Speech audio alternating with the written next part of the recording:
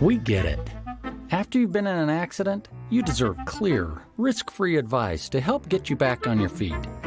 You deserve an advocate. This is the Monty Show, the truth in sports talk streaming.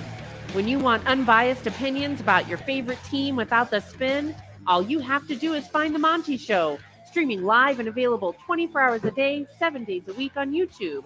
And now, here's Monty. Hey, the Monty Show. Hey, Monty. Happy Not Monday morning. Presented by The Advocates, theadvocates.com. The best injury attorneys in the business, as always. The Advocates. You know, you never pay the Advocates out of pocket because you don't pay the Advocates unless and until they win their case. And why does that matter to you? Because it means you don't have to worry about money to get the best representation possible. And trust me when I say, when you've been in a bike accident, you've been in an accident with a semi-truck or a snowplow or whatever your situation is, you didn't deserve to be in that accident. You didn't deserve those injuries at work. You do deserve somebody who'll fight for you regardless of your financial position. Get online today. Get a free consultation live on your computer. That's right, a free consultation, no retainers. You can chat with an injury attorney live online, and it won't cost you a dime at theadvocates.com. Boy, a pretty significant day in the college football playoff.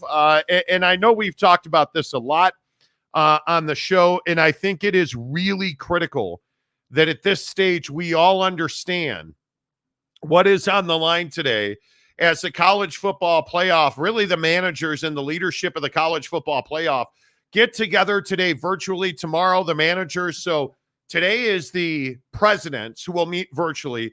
Tomorrow is the athletic directors and commissioners who make policy, essentially. They will get together tomorrow in Dallas, and these are gravitational meetings. We have got all of that covered for you as well, but I think the biggest story in college football this morning, I'm not even sure that it's close, Jake. I think it is the ACC versus Florida State, and this is coming to a head very quickly. Now, you may have heard on Friday that the ACC went back to court and asked for a pause to be pushed on the ACC versus Florida State lawsuit. The details of that are quite important. What the ACC asked a judge to do was to push pause on the lawsuit in Florida until the case in North Carolina can be heard. Now, of course, why is this significant? Because Florida State is based in Tallahassee, which is where their lawsuit has been filed, which is where they want it to be heard, because it will be heard in all likelihood in front of a judge that is a graduate of Florida State. That is clearly a home field advantage for the Seminoles, while the ACC wants this heard in Charlotte on its home turf. But I think the devil is in the details. In that filing by the ACC the other day, they offered, I don't know, what would you call it, a peace offering? They essentially said that they were open to settlement. And I don't know, Jake, I feel like that really is the only way that this works out well for anybody. Yeah, I think that, the ACC understands that it's in sort of a unique position here where, obviously it has all the control in terms of what the paperwork says. Paperwork says you signed an agreement twice. You assigned your rights away to this conference till 2036, right? That's the agreement you signed if you're Florida State.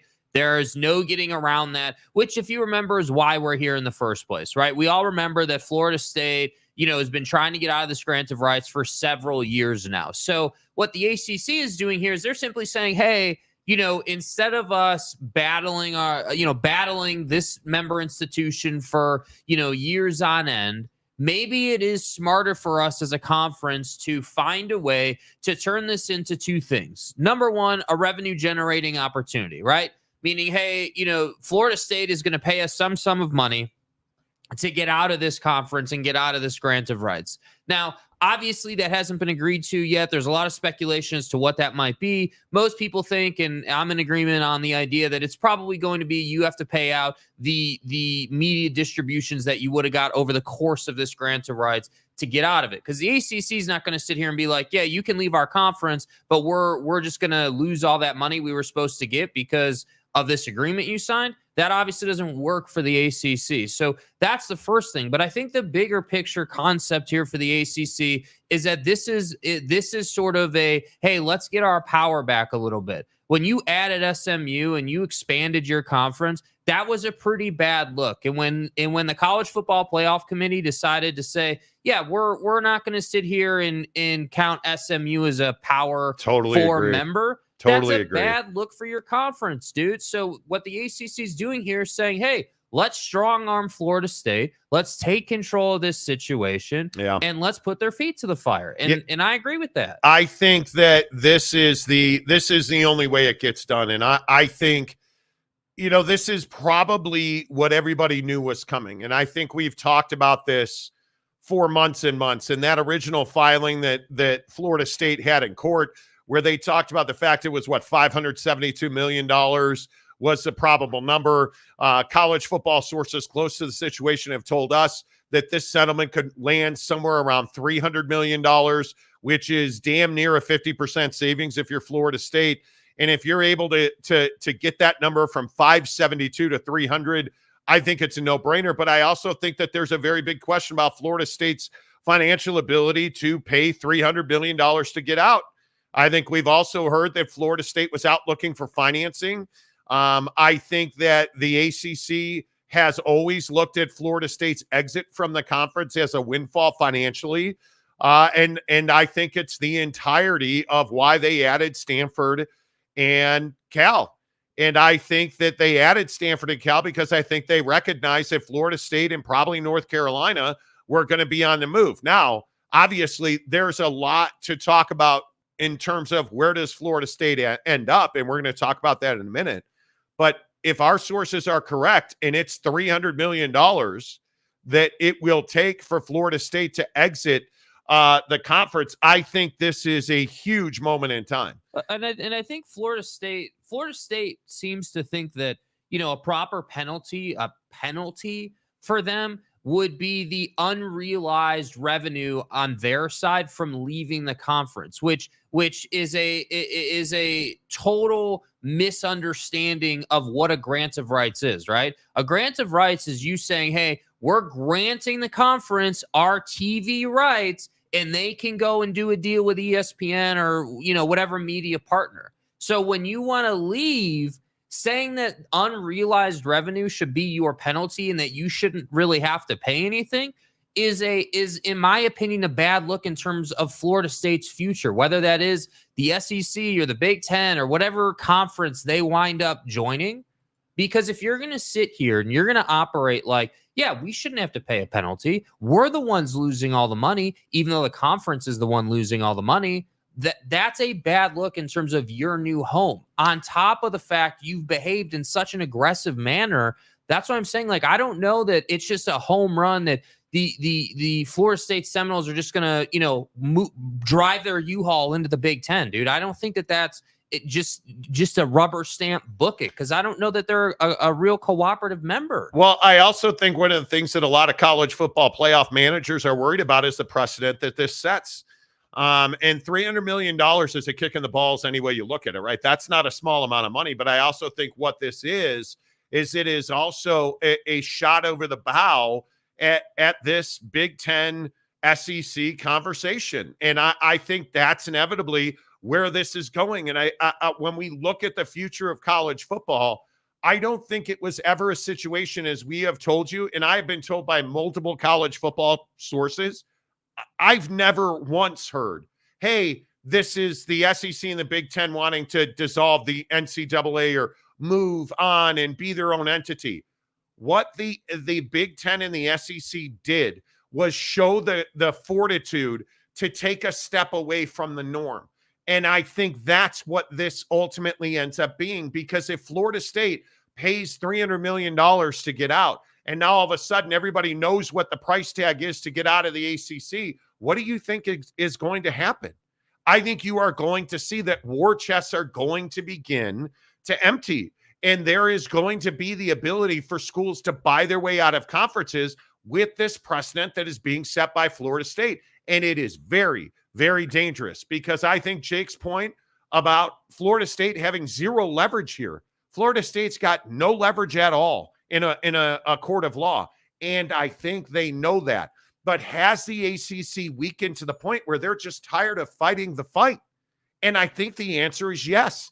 I think the ACC very clearly recognized it was weakened, and they very clearly took what many people think was a wrong decisive action, but arguably they took decisive action by adding Stanford and Cal and SMU.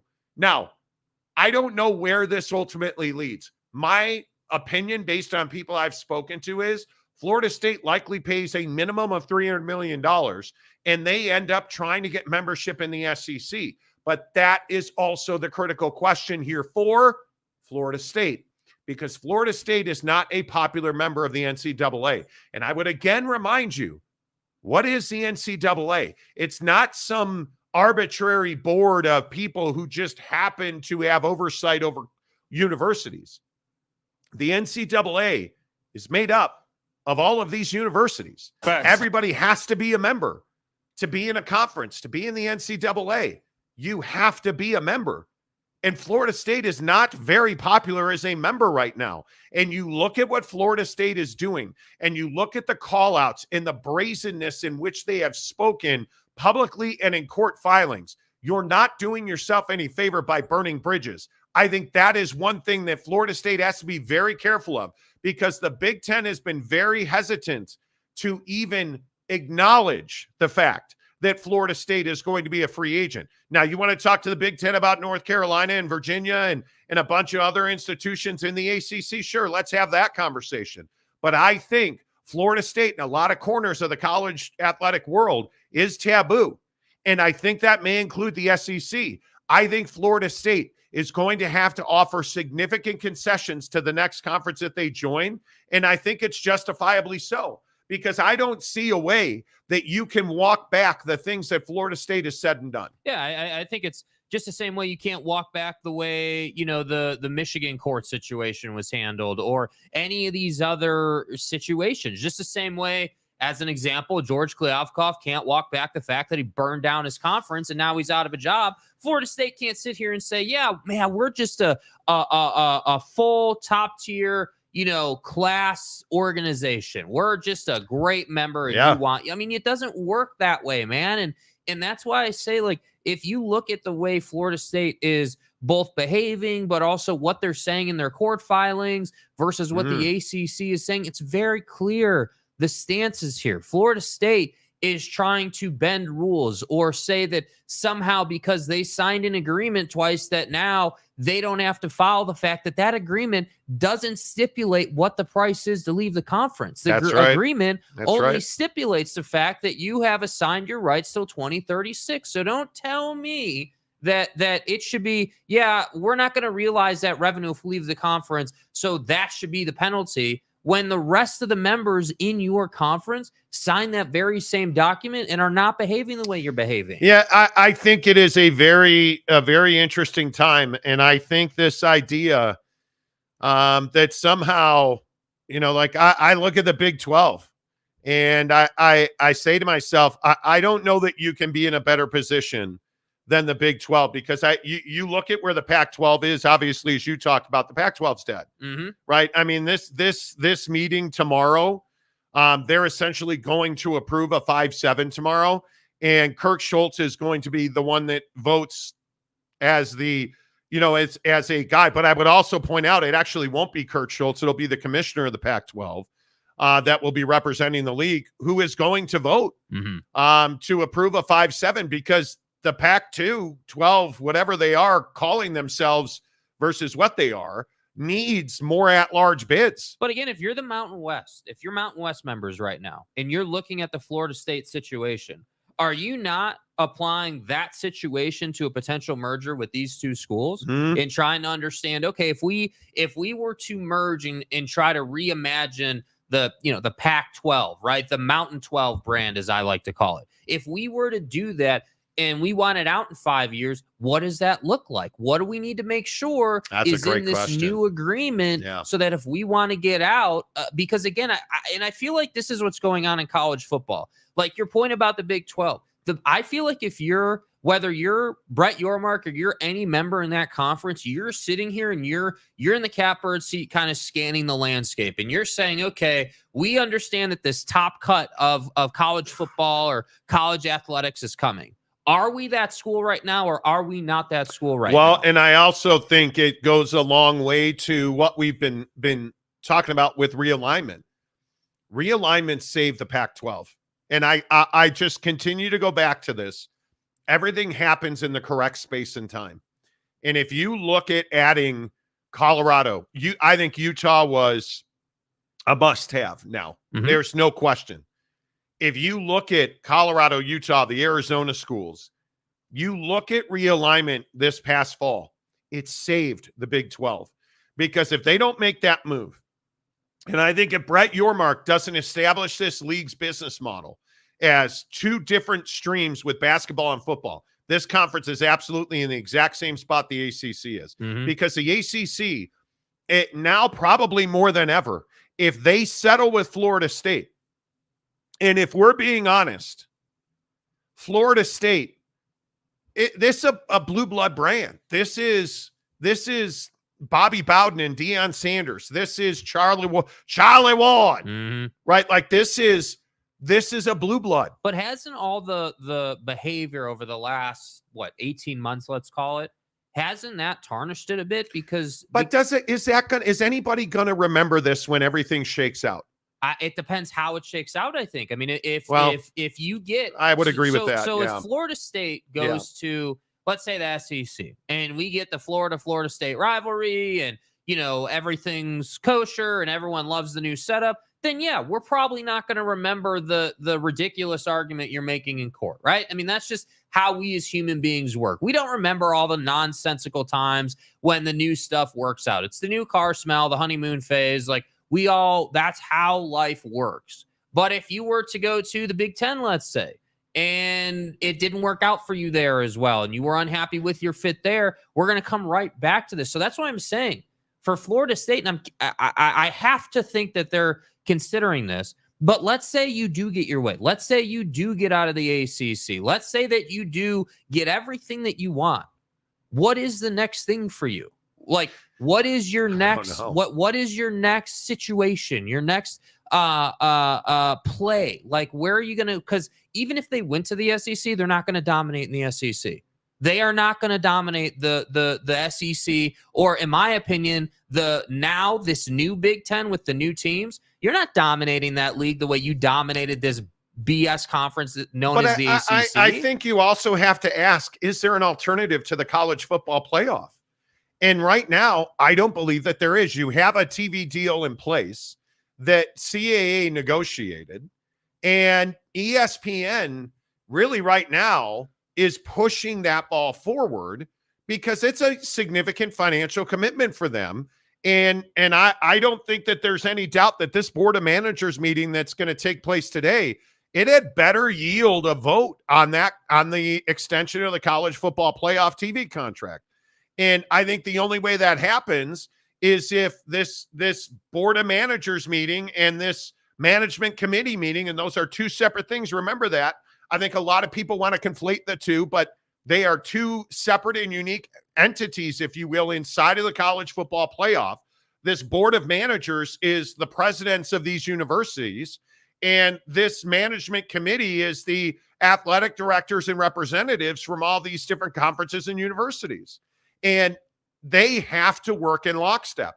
I don't think there's any doubt that this Florida State situation is significant. But I also think if this contract goes through, it only solidifies what our sources have been telling us. Mm-hmm. And that is that the Big Ten and the SEC are not looking to dissolve the NCAA. The Big Ten and the SEC are not looking to dissolve the college football playoff.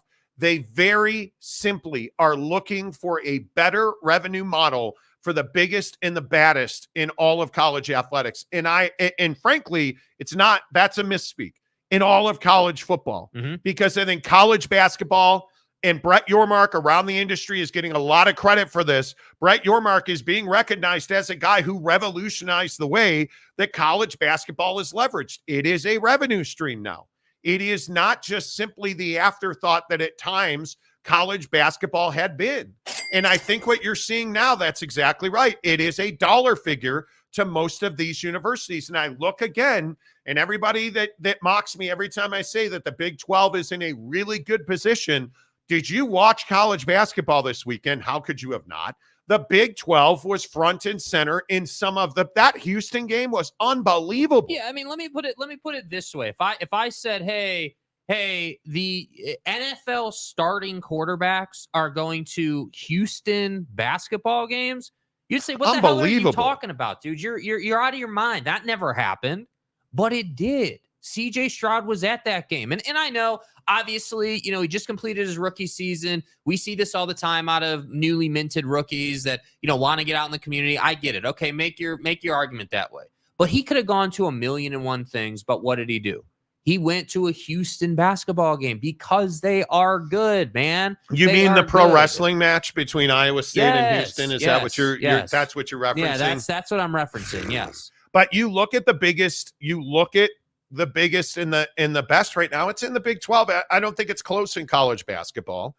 And you begin to understand that Brett Yormark's vision for an entertainment company dressed and disguised as the Big 12 has absolutely been a saving grace for this conference. Mm-hmm. And I think Greg Sankey realizes that. And I think it's why Tony Petitti's the commissioner of the Big 10, because you have to become an entertainment entity. Yeah, I think before Brett Yormark showed up in the Big 12, the Big 12's reputation was much more of a, hey, you're a Midwestern brand that, I'm not going to say has smaller brands, but you don't have the behemoths of college football. Obviously, you had Texas and Oklahoma, right? And everyone's like, oh, well, Texas and Oklahoma are just going to run that conference, and then it's everyone else. And then what did we get? Oh, well, Texas and Oklahoma, much like Florida State, right? Little different, but like Florida State's trying to do, negotiated a buyout, got to the SEC, and everyone's like, oh my God, what is the Big 12 going to do? And all Brett Yormark has gone out and done is change the reputation of the conference because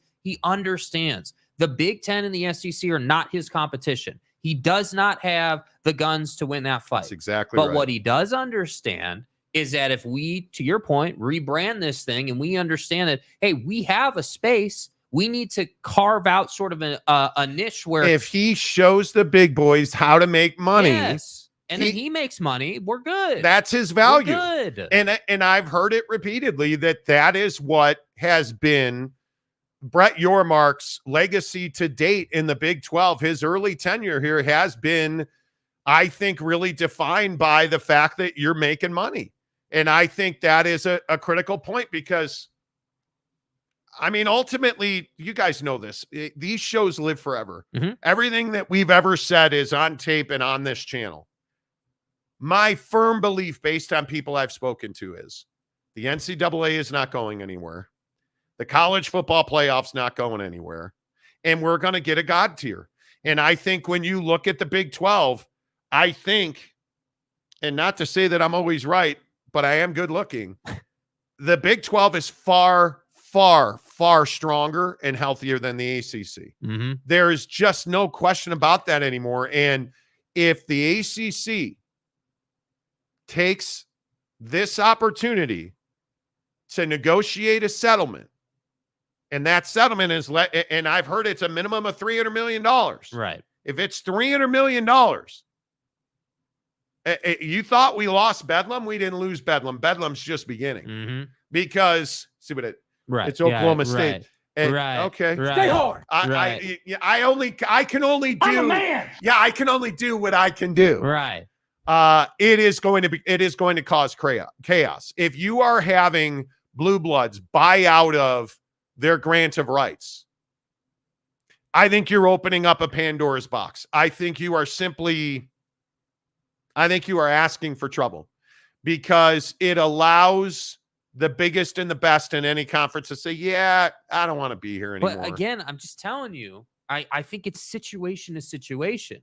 If you're like what you said earlier, if you're UNC, yeah, you can buy out of the grant of rights in a hypothetical scenario. You can. And then you're going to be coveted by probably the Big Ten, of course. But the point is that when UNC goes into what I call free agency, they are going to have everybody wanting them. It is free agency. I am not convinced that Florida State is one of these schools where everyone's like, man, we got to have Florida State. I agree. Yes, they have history and tradition, and yes, they're one of those brands. But if you're going to be an a-hole about it with all your member institution friends, and you're gonna bash your conference constantly, there are too many other players People out will there. die. Yeah, like people will Right? not respect you. People will Yeah. say, hey, we don't need you. By the way, just want to point this out again, going to continue to die on the Hill.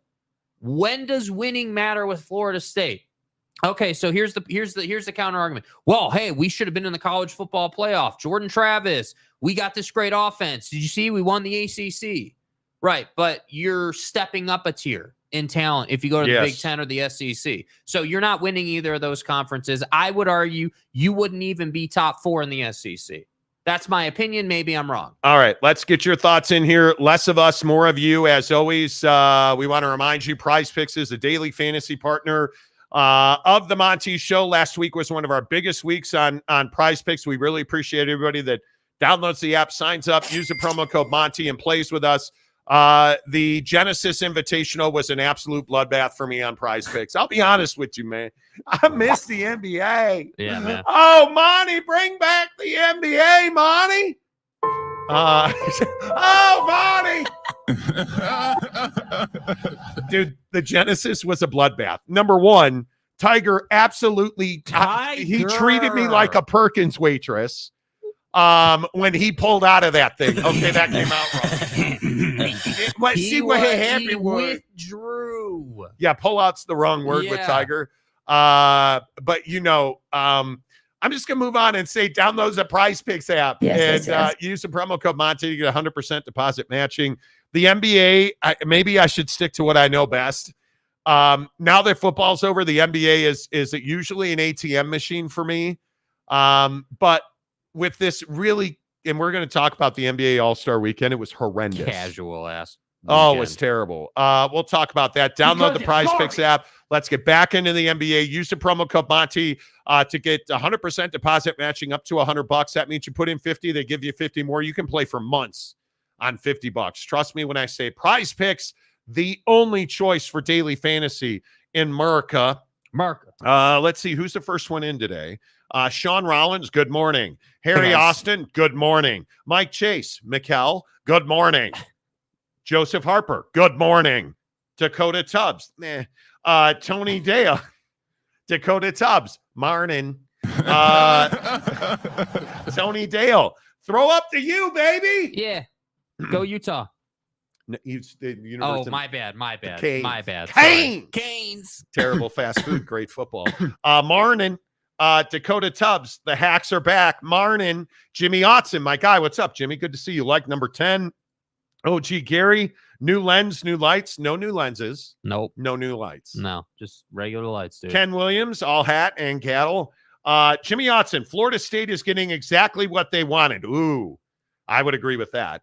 But this opens up a Pandora's box for anyone else who wants out, especially if ESPN kills the deal in a couple of years. And Jimmy, I think this is a really good point.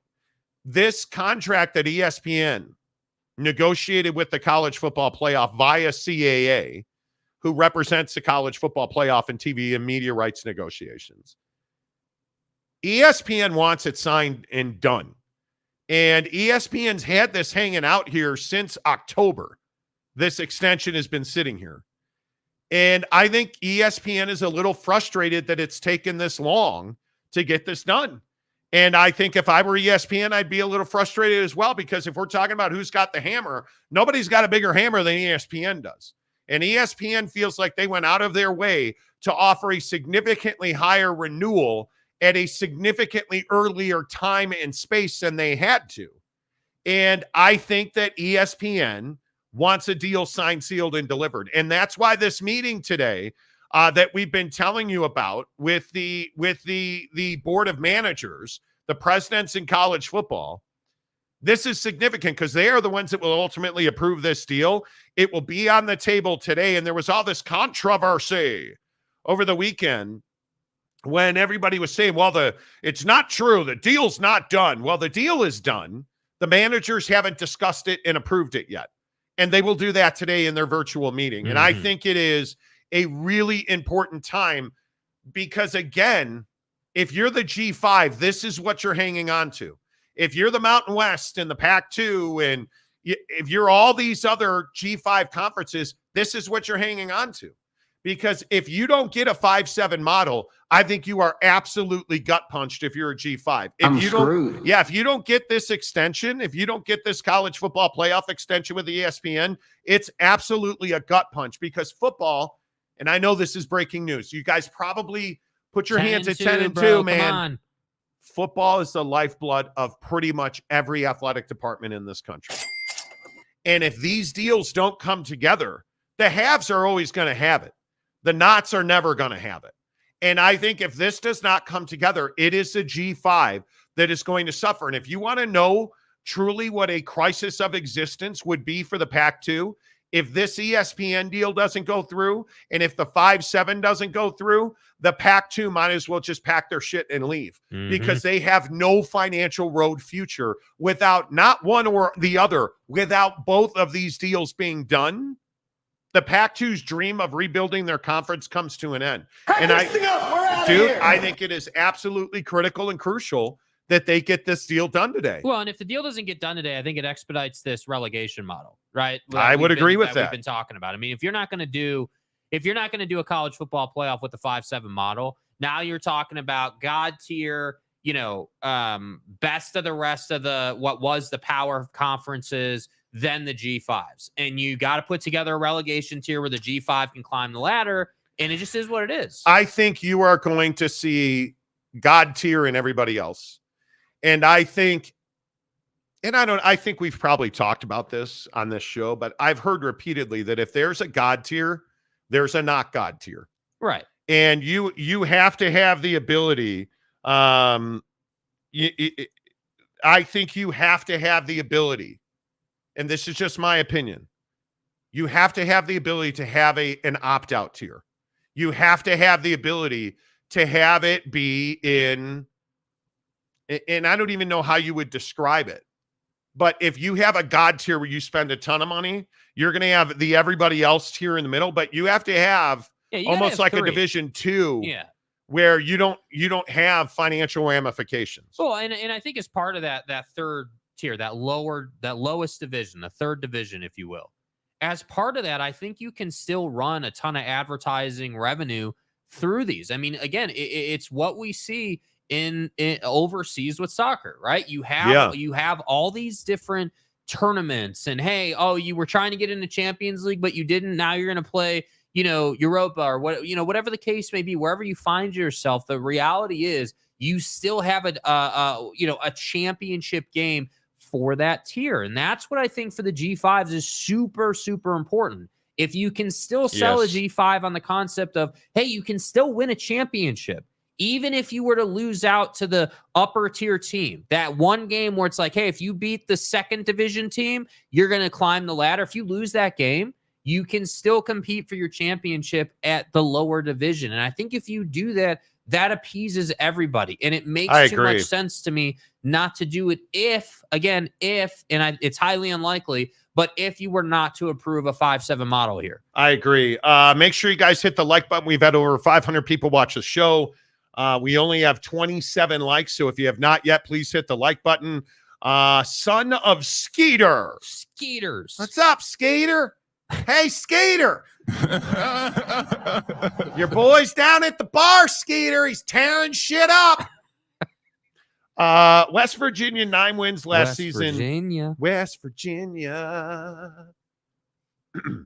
You missed that by 8 wins, I believe. No, Skeeter. Why choose violence? Nobody here said West Virginia was going to win one game. Yeah. No, I'm not really sure where you heard that, bud. And I would also relax a bit and say, if you never saw them winning 6 games live, that was always the argument. Bro, we were talking about Neil Brown needing to be fired. There is a YouTube account who follows our show called Neil Brown Needs Fired. Everybody, Stephen Smith, a member of the show for 7 months. Let's go, baby. Oh, appreciate you. What does this mean for the Big 12? Nothing. I think the Big 12 And I continue to hear that the Big 12 is in a really good spot. And Yeah. I think they are. I think for the Big 12, all it means is you got to continue to be dominant in basketball. I would agree. As the Big 12 is dominant in basketball and they can have two teams competing in an expanded college football playoff, you're going to be fine. Because don't forget, right, every team that you get into the college football playoff, and this is what I'm really curious about in an expanded format, is there going to be any type of filter on this? But in the 14 format, if you got into the college football playoff, you were getting media shares out of that. So is it the same thing for a 12 team, or do you have to make it into the final 6 or the final 4, like whatever, right? Like it's an interesting question. It's a really interesting question. Yeah, I agree. Dakota says, happy Tuesday, Boyd. Hello, Boyd Lake. Hello. SEO King of America. Jimmy Otts in the Big Ten SEC money train is leaving the station. Florida State needs to be on it.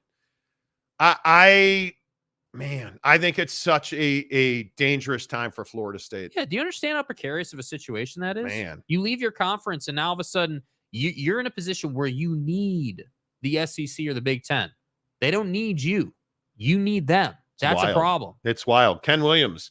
The way everything looks, it's going to be all super conferences. ACC is very weak in football. That reminds me of the Suck 12 situations. Well, and they were able to flip that script where you no longer were, and I don't know how the ACC does this now. I think the way that realignment, contraction, expansion worked, I think isn't this exactly why you went with Calford? Isn't this why, I don't know, was that a desperation move? It kind of feels like it was.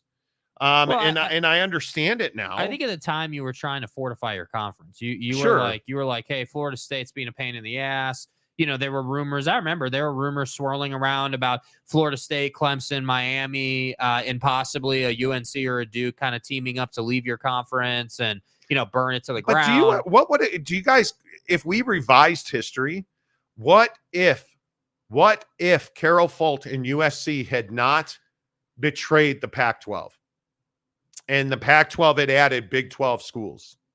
Yeah, I mean, obviously it's a very different looking landscape. Can you even imagine that? And frankly, I think if you think about that type of scenario, I don't think because Brett Yormark at that point wouldn't be involved in any of this. No. And I'm not saying I don't think we'd have a Big 12. Well, but my point is I'm not saying Brett Yormark is solely responsible for the idea of a God tier. Obviously, that's been discussed for a decade now. But the point is that if the Big 12 was the one getting burned to the ground, I think this conversation would look very different because people didn't like working with George Kliavkoff for the Pac-12. Well, I think the God tier is only able to come to fruition now, and I agree with you. It's been talked about for at least a decade. I think it's only able to come to fruition now because the playing field has been very clearly laid out, and the hierarchy of cash and power in college football has been very clearly laid out. Mm-hmm. It is very, very crystal clear that you have the money that resides in the Big Ten. And I think the SEC likes to get out over its skis a little bit and bloviate about how strong this conference is. You're not financially on the same playing field as the Big Ten is. But it's like the Pac-12, the Conference of Champions. We're the best. We're amazing. They want to tell you that their sneakers should cost $1,000, but it's a $5 They won the shoe, badminton national champ. They're the Conference of Champions. Hey, you start talking shit. They won. Come on. Listen, they won the underwater golf championship. I get it, dude. You drove it 2 yards underwater, and that was great. I mean, that 4-inch putt into the recirculator at the bottom of the pool was the stuff of nobody ever saw it. And I just think you look at the SEC. Is it the best football league in the country? Yeah, bar none. Yes. Is the Big Ten the second best football league in the country? Absolutely not. Absolutely not. That's the Big 12. And the difference is that, to your point, Greg Skanky has told everybody how great the SEC is. The Big Ten just pulls out its wallet. Yeah. And the Big 12 is just going to go about, I think right now, very quietly, trying to make itself stronger and stronger every single day. Mm-hmm. And basketball is how they're going to do that. And I don't buy into the financial dominance of the SEC. Your TV deal is not financially dominant. it is the second best deal. It's reliable, but it's not. A lot of people like to paint the SEC in this like sort of like, hey, it's the SEC and everyone else in every facet of athletics and in college athletics, and I don't think that's necessarily the case. But I do think it is the case that they've dominated the college football playoff to a point where they're going to be getting paid money for a long time off of that success on the football field. And if you're the Big 12, and I saw the comments on our channel, where I said, hey, the Big 12 hasn't done a great job in the college football playoff. I understand TCU was there 1 year. I get it. I understand. Yeah, TCU fan was looking for you. Yeah, like Oklahoma fan is looking for you. Listen, one-hit wonder school in TCU. I get it, dude. You guys have a quality football program. You're not a regular in the college football playoff. But being a quality football program isn't good enough anymore. It's not. And I think a lot of people don't recognize this. Like, this is the Michigan conversation. Yes. Michigan, hey, congratulations. Congratulations. You won sort of a national championship. But if Michigan backslides the way that most people believe they're going to backslide, and if Michigan is just an also-ran, how much more damage does that do to the Big Ten? And I think it's significant. We're out here celebrating that Michigan has 18 invites to the combine. The most since 2003, I think it is, for a single team. You think those 18 invites aren't going to have an impact on you this season? I think the Big Ten is a marketing piece. That's what the Big Ten is. We can sit here and we can spin it any way you want to spin it. I don't think there's any question that right now today that the Oregon, Ohio State dominance is about to begin in that league. And I think it's significant that Oregon is coming into the biggest and the best, and they're going to compete for a league title this year. Keep it real. And I think it speaks to the level of just absolute garbage that the Big Ten has been in football and basketball for the last 7-8 years. Ohio State, and I am not an Ohio State fan, so Michigan fan. Monty, you're drinking the right Kool-Aid. Come on. Put your knives away. Ohio State has been the only consistent performer in that league year in and year out. And until Jim Harbaugh's proven not to be a cheater, I think that you can't look at his performance before the sign stealer guy thing and be like, oh, no, they were just better on the field. Well, they may have been better on the field, but now we have to ask how. And why? The only consistent performer in that league has been Ohio State, who's been there just about every year. Mm-hmm. That has been a 2.5 team league. And I know we're going to call it, Pedo State Field. I get it. Penn State has sort of been there, but is James Franklin really a threat to anybody's football dominance? No, he's not. The Big Ten is a joke in football. The Big Ten is a joke in basketball. Until they're not. Because when you add USC, Oregon, Washington, I think when you start adding these power programs, and I don't include UCLA in that, when you start those are three pretty good athletic departments. So now maybe this league gets a little deeper. The SEC's already deeper. The SEC's already a strong basketball league. The SEC's already a dominant football conference. So let's stop trying to pretend like you're anything more than a rich guy with a 25-year-old hot blonde and you're like 75 and 500 pounds. Yeah. Because that's what the Big Ten is right now. I honest to God, I'm tired of hearing from, like, there was an Indiana fan in the comments section over the weekend talking about how Indiana's got heritage. Nobody cares about your heritage, guy. It's Gen Z and millennials. They don't know about Bobby Knight. They don't know, dude, get over it. They don't know anything that happened before, again, they banged into their mom's thighs on the way into the world. Look at me. Nothing happened before that. The Big Ten's irrelevant in 9 out of 10 of these conversations. Yeah. And what brings them back to the table? They got that scratch. Yes. That's it. The Big Ten is not as viable athletically as the Big 12. The football programs and the basketball programs in the Big 12 are outperforming most of the league in the Big Ten. Yeah, I mean, I think the best way I've always said is, in the Big 12, you've got, 70, 80% participation rate out of your member institutions in both sports. Whereas in the Big Ten, you've got like 10% with 2 teams and everyone else just kind of sucks. Yep. George Hare says, good morning. Hope Monty had a great birthday. Thank you. Thank you. The new graphics look great. Yeah. Thank Any you. comment on the fact that there's not like 50 Normans on the wall, dude? Like we changed. How do you it, hyenas miss that? Like, come on, dude. We went out of our way, like huge pain in the ass, had the guy come back like 3 times, like, come on, dude. Find the Norman. It, bro. Find the Norman. We got Raleigh, we got Clemson. And it's on there. We know exactly where it is. I know exactly where the Norman is. Find it. Yeah, so good luck with that. Hello, Stillwater. How about Stillwater? Stillwater. Oh, Upstate James, Stillwater. Anyway, all of this because they didn't go into the college football playoff when one sport is making them money and it can't be covered for multiple years. No, I don't think that this was about this past college football playoff in its entirety.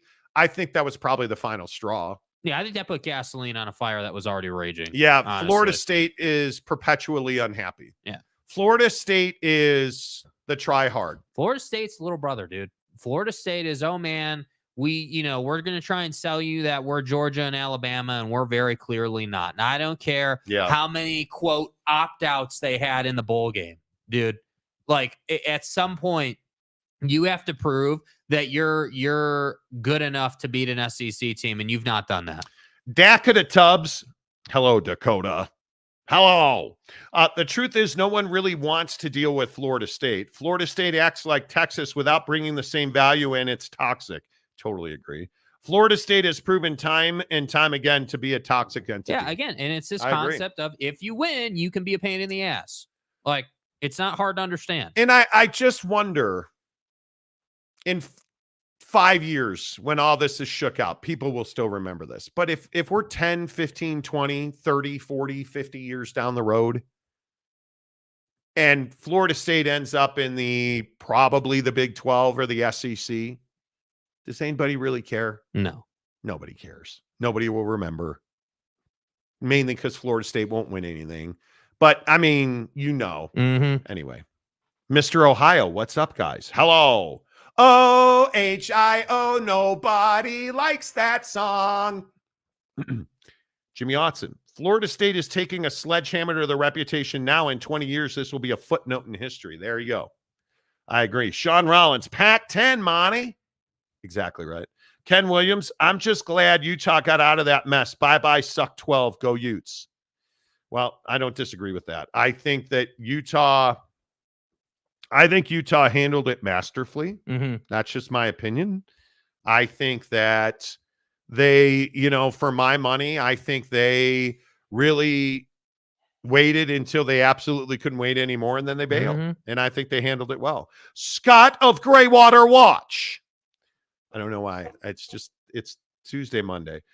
Check out the sporting class with John Skipper and David Sampson. Bro, what are you talking about right now? We know who. Do you think nobody knows who John Skipper is? Skipper was the president of ESPN when the ACC and ESPN made that contract.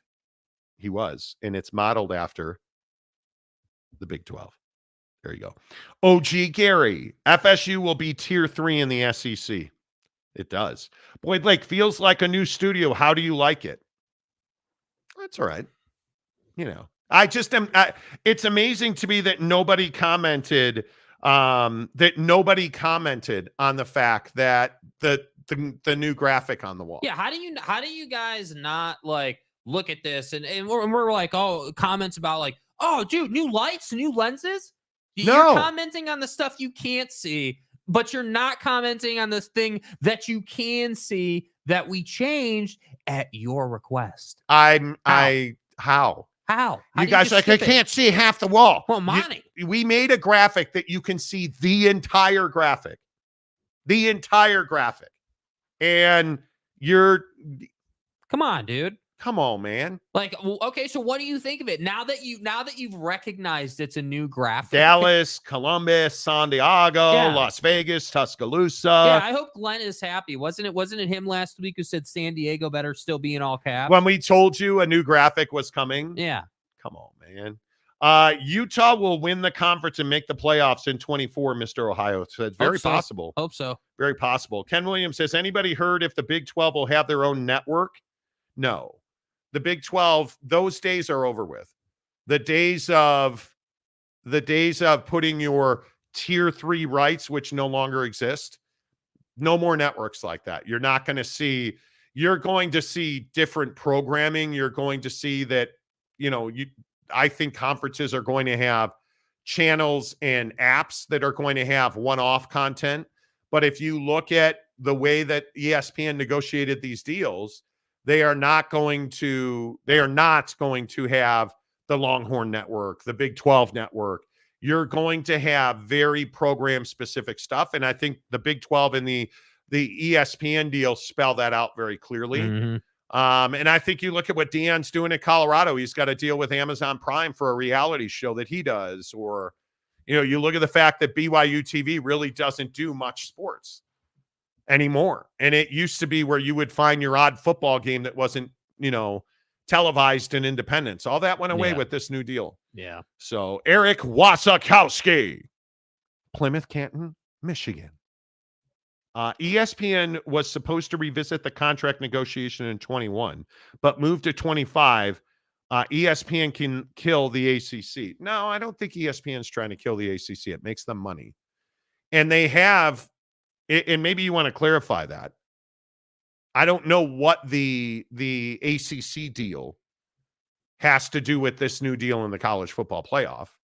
But I don't think the ESPN is in the business of killing the ACC. It's a significant part of their lineup. Yeah. ACC products on ESPN all the time. Yeah, I and feel free to expand on that a little bit. DK, a member of the show for 2 months. Hey, DK. Let's go. Robert Fowler, morning. Hope you had a good birthday, Uncle Monty. I did. Thank you very much. Jimmy Otson, the alt broadcast with Charles and Draymond was the NBA All-Star game was terrible. We're going to get to that. Terrible, yeah. Jimmy. Terrible. I don't know what Kenny Smith was thinking on All-Star Saturday night. We got to get to that. The Pac-2, LOL, seriously. I agree. Let's see. Boyd Lake.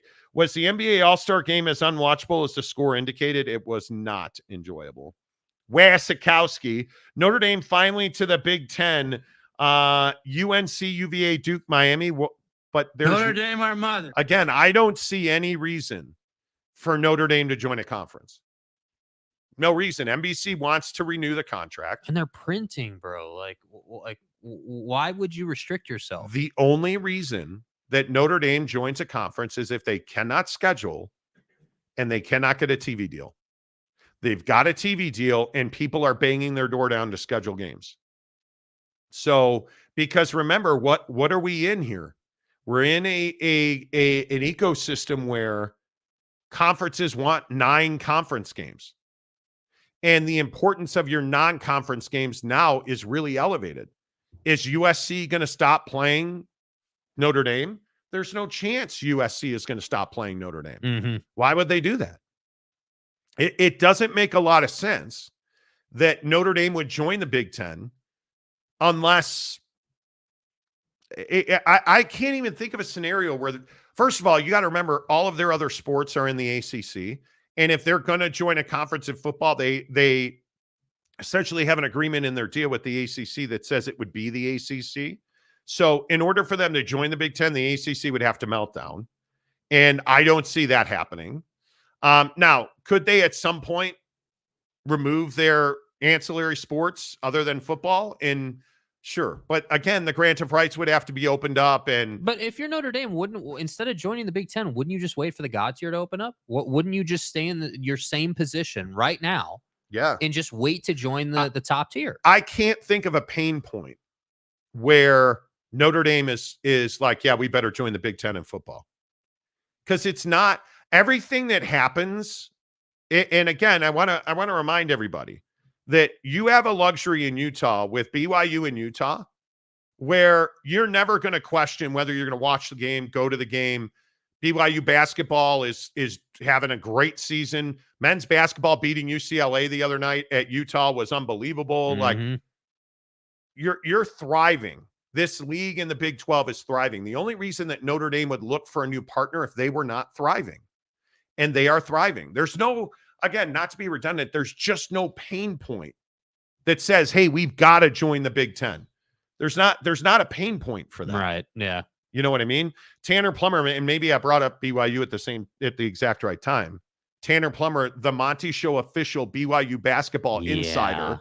Well, now Real Salt Lake starts on Wednesday. Right. That's not what we're about. Tanner's focus. He's going to leave church ball behind, and he is going to go Pack this thing up. We're out of here. 100% at Real. So, well, listen, it's Inter Miami. Can we get a scouting report, Tanner? Okay, I'll stop. Wasn't it West Virginia fan that wanted the Mountaineer football to lose every game possible in order for Neil Brown to be canned? Yes, it was. Yes, it was. But yes, they're it never was. going to admit to that. No, they never will. They had some 9 wins last year out of nowhere. So, it is what it is. Why did it take the ACC 6 months for them to mention anything about a buyout? That just makes you look like a bigger dick than FSU. No, why? No, dude. Why would they be in a hurry to buy out Florida State? Like, what sense does that make, do you understand, Eric, bro? You have to understand what sweating someone out means. Yeah. So the ACC has said, okay, let's say from day one, the ACC was like, yeah, we probably should do a buyout. We probably should settle. This isn't really the kind of news we want in the conference. Let's say that was their assumed stance. Even if that was their assumed stance, you're never going to offer the buyout right away because that makes you look weak as a conference. No, you're just trying to leverage them. Yeah. That's all. That's it. You want to go through discovery. You want that. I think there comes a point where a buyout becomes an equity play for the ACC. And Florida State, I think the biggest hurdle here is Florida State's going to have to find a home. In my mind, Tanner Plummer, the difference between the SEC and the Pac-0 is that the SEC actually is the conference of champions. Wow. Dude. Wow. Dude. Come now, on, is bro. that BYU red ass coming through? Or, excuse me, is that BYU blue? Anyway. Tanner, it's Mon Tuesday. Yeah. It's fake Monday. Yeah. Let's not choose violence on fake Monday. Yeah. Thank you. Jimmy Otson, Pac-12 should have accepted Texas and OU all those years ago. Bro, can you imagine? I love, this is one of those revisionist history things. Mm-hmm. Imagine if the Pac-12 had done that. Imagine if Oklahoma State, Oklahoma, Texas, pick your other program, went to the Pac-12. Can you imagine how much stronger and how much trouble the Big 12 would be in? But again, that's the arrogance of the Pac-12. I can't even imagine the that. arrogance they operated with that they didn't appreciate. That would be wild. Yeah. That would be absolutely wild. I don't even know. I don't even know what you do there. Ken Williams, that sucks. Damn, I like watching other sports like baseball. That's a mistake. So ESPN is limiting and taking away cable stations and making it you buy ESPN Yeah, Plus. they're going direct to consumer, man. Yeah, but the problem is, do you know how expensive it is to run the Longhorn Network, the SEC Network? It is expensive. Look, again, I just look at BYU. Look at BYU TV. BYU TV was both a revelation, but also a very expensive operation. Mm-hmm. When you're trying to produce, do you know how expensive it is to produce live sporting events? It is crazy expensive. Yeah. It is crazy expensive. So, but that's just me. Brandon Butler, also a passionate Real Salt Lake fan. It may be Real Salt Lake Day on the show. Maybe it is. The Notre Dame, our mother. Yeah. Does not need to join unless they can't schedule, and they are a big enough brand. Everyone wants them on their schedule. Yes. True. Yes. You're not. If we're talking about big brands, you're not Big O Tires kind of big brand. You're not like big to do like Ryan at Big O Tires. Yeah, come on, man. That's a brand. You're like, you know. Good morning, Ryan. Happy not Monday. Good morning. Good to see you. You're a big good to be seen. Supporter. Like, are you happy with the Big 12? Like, where do you come down on the Big 12? Absolutely, yeah. I think it's been great for the program. Anyone that's followed football over the years has got to be impressed with being able to be a part of a big program, not just independent. Obviously, there were some perks independent, but there's a lot more in the Big 12. Just listening to you guys before I came on, I can't imagine if the Pac-12 would have gotten off their pedestal and allowed some of these programs to come to them. It's crazy to think about that the Pac-12 is gone. It's unreal.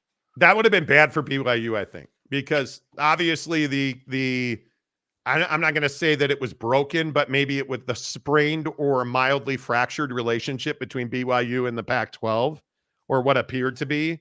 I mean, I think getting into the Big 12 was nothing short of a must for BYU. Agreed. Yeah, because I don't see any other way. And I would assume you're thrilled with the BYU basketball rise here. Yeah, I'm actually going to the game tonight. Go watch Baylor. So I'm pretty pumped. Yeah, pretty pumped. How's life in the tire business, my guy? Like, I got my Cross Climate 2s. I'm a huge fan of that.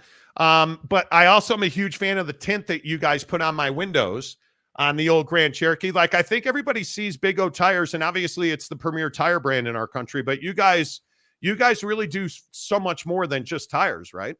Yeah, that's the only problem with our name. Everyone just think it's just Big O Tires, right? But we actually are a true one-stop shop. We do everything on your car, from flat repairs, rotation, to replacing your engine, to swapping out your brakes, changing all your fluids, tune-ups, lift, wheels, tires, tint, any of those accessories, automatic steps, winches. I mean, we truly do it all. And once the customers that do come in here find that out, I mean, they don't leave, because why would you want to go to 3 different places? You know, some people get their tires at Discount Tire, and they get their oil change at Jiffy Lube, and then they have a mechanic guy, and you're running all over the county, and you're trying to figure out which one you like. Yeah. But we really do it all, so it makes it super convenient. We offer shuttle vehicles, loaner vehicles, so that you can keep efficient and keep going about your day and get your car fixed and ready to go.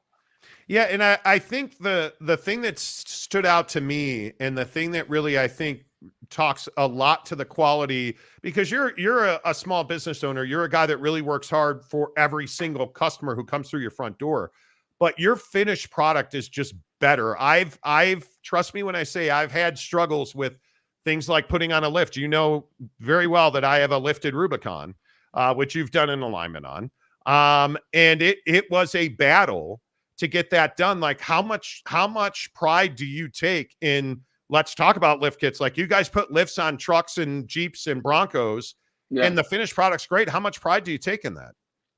We love it, because let's be honest, no one loves putting money into their car to do brakes, to do shocks, to fix an oil leak. Who likes spending that kind of money? But when someone's putting wheels, tires, a lift, we're excited, because this is fun money, right? No one wants to do maintenance, because it's okay, I know I got to do it, but dang. But when, like, for example, Cody Epps came in, we put a lift, wheels, tires on his Bronco, and he, like, when he came and see it, he's like, wow. He was so pumped. And so it's awesome to see people excited about accessorizing their vehicles and making them their vehicle, and they pick out the wheels, and it's specific for them.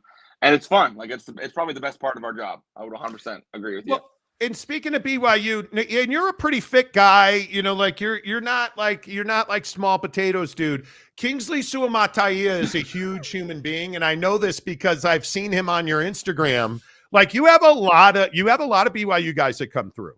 Yeah, I would say 75% of the team comes in here, and including some of the coaches. Yeah, which I think, again, speaks to the quality of the work that you guys do.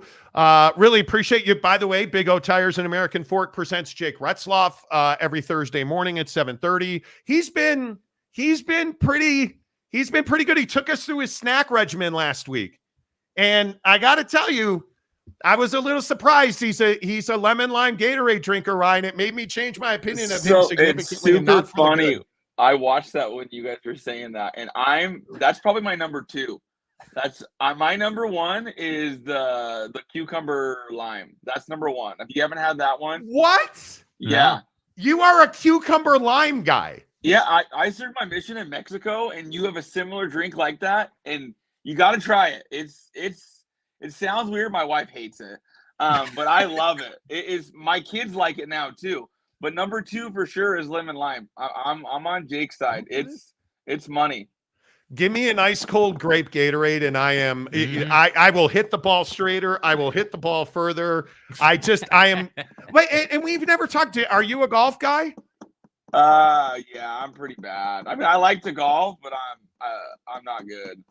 Last summer, Fessy was like, "Hey, let's go golf," and I'm like, "Yeah, you don't want to go golfing with me." Well, actually, I do, because I'm not great either, and that will make me feel better about. Now you're lying on the air. I've seen your videos. Like, don't be lying. I've seen you crush the ball, bro. Yeah. Hey, I'm trying. I put a lot of work into it, but hey, man, we couldn't do our show without you. I appreciate everything that you do. Go see my guy Ryan at Big O Tires and American Fork. Our total car care experts. Yes. Because you guys are so much more than tires. Ryan, always good to see you, man. You too, guys. Have a great day. Yeah, Take talk care. to you soon. Ryan from Big O Tires. And you guys, please, I say this all the time, and I know that you guys think I'm just fudging you, bro, but I'm not. Support small business. And I know it's a Big O Tires brand, and these guys are individual owners and operators, and they work really hard. And when I say that Ryan and his crew at Big O Tires and American Fork, they pay attention to details. You know how much I love my car. You know how seriously I take that. Ryan at Big O Tires has done nothing but spectacular work for me. And you'll check him out on go find that's why I say go find him on Instagram, and you can see all of the work that he has done for all of his clients, really, because he doesn't treat a BYU player different than he's going to treat you. But you look at all the BYU guys who go to him, it's because they do great work. Well, and I think the big thing is because they do more than tires, they want the long-term relationship with you. Yes. They're saying, hey, yeah, sure, we can do a set of tires, but when we were doing your tires, we also saw brakes and this and that and X, Y, and Z. And I think that's why it's different with Ryan at Big O Tires and American Fork, because you can trust them. But listen, OG Gary, as usual. Finally, dude. And this is, Gary. Your behavior is questionable. Right? I mean, you and your 79 different fan-affiliated colleges that you support. Yeah, like Arizona, who doesn't have money for Gape Gatorade. Gape. Did you just say Gape? This is a family show. You're casual. What is wrong with you? Grape Gatorade. Gary? Finally. It seems as though either the medication or the shock therapy is taking hold. Right. Because grape Gatorade is God tier. Yes, it is. It is absolutely God tier. Yes, it is. Yes, Ken Williams bucked up. Absolutely. I'm telling you, Miami, you guys have nothing. Jack, grape Gatorade, yes. Mike, yes. Frost Gatorade is good. Yes. Yes. Goodness. Y'all exactly feel me? right. Jack says fierce Gatorade is mentioned. Damn right. Damn right it is. Drew Dozer, how are you, my guy? It's about manufacturer approved aftermarket companies. It is tough, and I am somebody that customizes a car. I'm trying to convince Mrs. Monty. Hey, Monty. Hey, Mrs. Monty. I'm trying to convince Mrs. Monty to get a new car, and she's just not feeling it. We have put a good bit of coin into our Rubicon, and she loves it. I love it. Yeah. It's lifted. It's got like a TerraFlex lift on it. It's got the TerraFlex tire carrier. Like it's got Fox shocks all the way around. It's an awesome unit. And Ryan at Big O Tires just texted me. He has the Gatorade with him today. That's unbelievable. The key lime Gatorade. That I'm into. Okay, yes, OG Gary. Cucumber lime is gas. What? Okay. All right. We'll do it tomorrow. We'll do it. Okay. We'll do it tomorrow. Fine. See, fine. Ryan dude. comes on the show and immediately I have to go spend money on cucumber. Yeah, I mean, come on, dude. All due respect. Come on. I got to try it now. Yeah. I am trying to open up Vine borders and to bring in different things into the nutritional ecosystem. Right. I'm so regimented on the food I eat. Yeah. It's yeah. Speaking of Mrs. Monty, hey, Mrs. Monty made amazing ground turkey. Mm-hmm. I had it on a sweet potato last night, dude. Stay hard. You ate all the barbecue sauce in my refrigerator. This dude comes over, there was smokes like wings, a teaspoon left in it. pours dude. an entire jar of Stubbs barbecue sauce, and then No. doesn't say, "Hey, man, I ran you out of barbecue sauce." That's bullshit. So I go to get the barbecue sauce. So of course, I speaking of God tier, I put ranch on top of it. Yeah. It was perfect. Yeah, that's what you should have done in the first place. It was perfect. OG Gary, here's the thing with the cucumber lime. You have to be in the mood for it. Like a hot summer day and you need something refreshing, that's lime cucumber. Okay, listen, I play a lot of golf.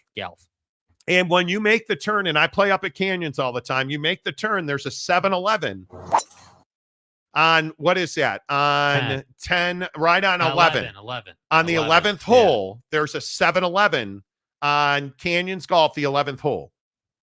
Maybe I need to, and of course at Canyons, you get a nice cooler on your cart. Mm-hmm. So maybe I need to get into it. Maybe I do. Ken Williams says cucumber, yuck. I don't know if it's yuck. I've never had it. I gotta try it. Yeah. Okay. You have to try it. Drew Dozer, I sell cars out of state all the time. Ooh. Okay. Not to get too deep into this because we got to get to the NBA All-Star game, but are we ready for an electric vehicle? No, I'm not. I don't think I am. I ain't trying to plug in my car, man. You know. I don't think I am. Dakota Tubbs. Oh, I'm sorry. Comment. Hot dog, water, and lime. Stop. Dude. Stop. Dude. Dakota Tubbs, water ice. Exactly right. Water ice. I love it. Giggity, if you have to be in the mood for something, is it really gas? That's what I'm saying, dude. Thank you. I don't have to be in a mood. And I told Retzloff this last week.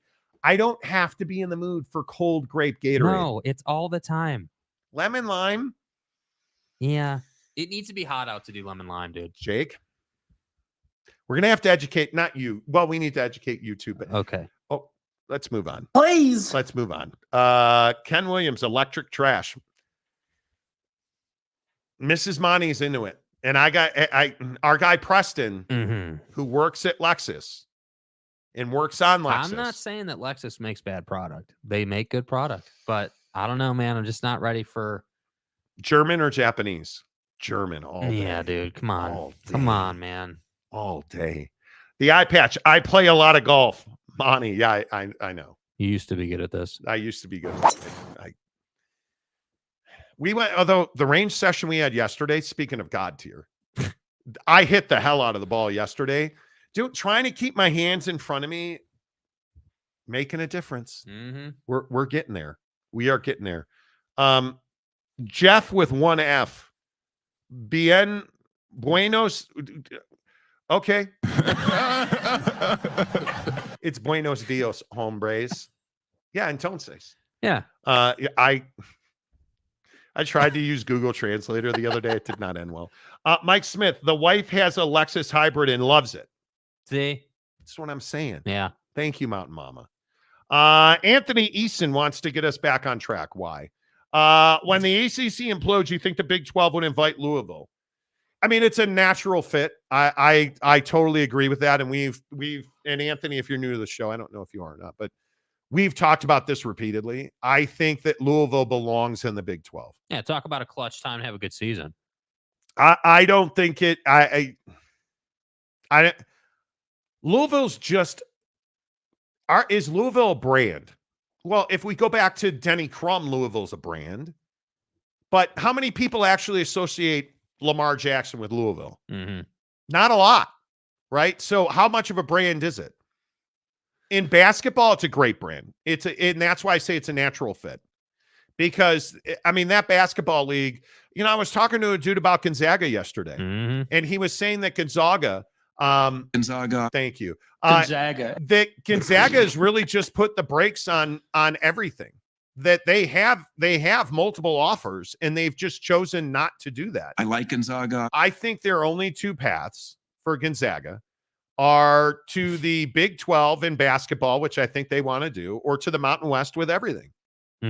Yeah, Mountain West just doesn't quite cut it. And I don't know if your Gonzaga is the Mountain West to step up, because you're dominating your league now to the point where you've raised the tide for everybody in the WCC, because St. Mary's isn't exactly a pushover, right? And I think we saw this with BYU. BYU on a regular basis scared Gonzaga. Now, did they often beat them? Sometimes, but not a lot. Gonzaga. Wasakowski, just don't use your electric card in the winter. Probably. Yeah, there's always a Tesla on the side of the road. Always, dude. That terror ride home from St. George a couple of weeks ago. What was on the side of the road in a ditch in a snowstorm? Teslas. And no, there wasn't a plug in the ground. Everywhere. Dude, Teslas. So I have a Jeep Grand Cherokee Summit, which is basically god tier of Grand Cherokees. Right? It's a V8. Yeah. It's got full-time all-wheel drive. Yeah. I mean, it's got everything you want. We did not waffle. Again, Ryan with the cross climate 2s, like just my winter setup is undefeated. But what did we see? I don't even know what kind of Tesla it was. It was just the a hatchback regular one. Not, it wasn't the Y. It was like the newer one. That's the hatch. Yeah. Probably a Gen Z Tesla, but Yeah. they were all in the ditch. Yeah. In terms of cost of ownership and reliability, Japanese engineered cars are vastly superior. It's not close. I would totally agree with that. Although I will say Porsche, did you guys see the new resale numbers that came out? What luxury car holds its value better than any other? Mm-hmm. Porsche 911 and several in the Porsche line. SUVs, the Cayenne. But I'm not a guy who buys a new car. I am a CPO guy, certified pre-owned. And I might be a lease guy, but I need lease pricing to come down. So, Sean Rollins, it's a cardigan, but thanks for noticing. What are we talking about? I have no idea. San Diego State, Glenn. Hello, Glenn. Are you happy, Glenn? Yeah, dude. No, like you can't even say thank you for what we did with the wall wrap for you, dude. This is your fault. This is literally the pro rata that you thought you deserved happening in real life. BYU pickle juice with the U. The stuff works. Unfortunately, it does. I like pickles a lot. I do. And what do they call it? A lot. We used to get the jar of butter pickles. Mrs. Monty would not partake. Wes Sikowski, just don't use your lecture car in the winter. Thank you. K. Nurin, it looks like the death of the ACC. Just like the Pac is no longer with us. Who joins the Big 12? I don't think it's the death of the ACC. It's not. I think it is course correcting. If you're the ACC, I could be wrong. I don't see the ACC going away. I look at what happened with the Pac-12. The Pac-12 blew their own feet off repeatedly. Their arrogance, and as Ryan for Big O talked about, their pedestal. I would agree with that. I think their arrogance, they were so eager to be the conference of champions and Bill Walton's funny. And you're casual. You forgot that you need a TV deal in there. And you're now groundbreaking with you elevated your associate commissioner. She's the first female commissioner in P5 history. Barely P5 history. Come on, man. And she is going to be at the managers meeting tomorrow in Dallas representing the Pac-12, which I think is exactly what you needed. And I think that's not a small move. And I would point this out. And I know a lot of people are hotly following this meeting tomorrow. The board of managers is the presidents. They meet virtually today. The management committee meets tomorrow in person. Kirk Schultz was the Pac-12 representative on the management committee. That's no longer the case. Commissioner Gould is now the Pac-12 representative. And I think that's exactly how it should be. And I think that is a sign, in my opinion, that 5-7's done. Mm-hmm. It is done. And we've been telling you it's going to be done because the Pac-2 is not viable without a 5-7. They need, because what is a 5-7 gives you? So the conversation is 6 versus 6, right? The 5 highest ranked conference champions with the highest ranked G5 champion. Well, that's not a thing anymore because there are not 5 power conferences. So you need the 4 highest ranked conference champions and the highest ranked G5 champion, auto bid. Then you have 7 at-large bids instead of 6. So that 7th at-large bid is huge because it gives Oregon State and Washington State their best opportunity to make the college football playoff.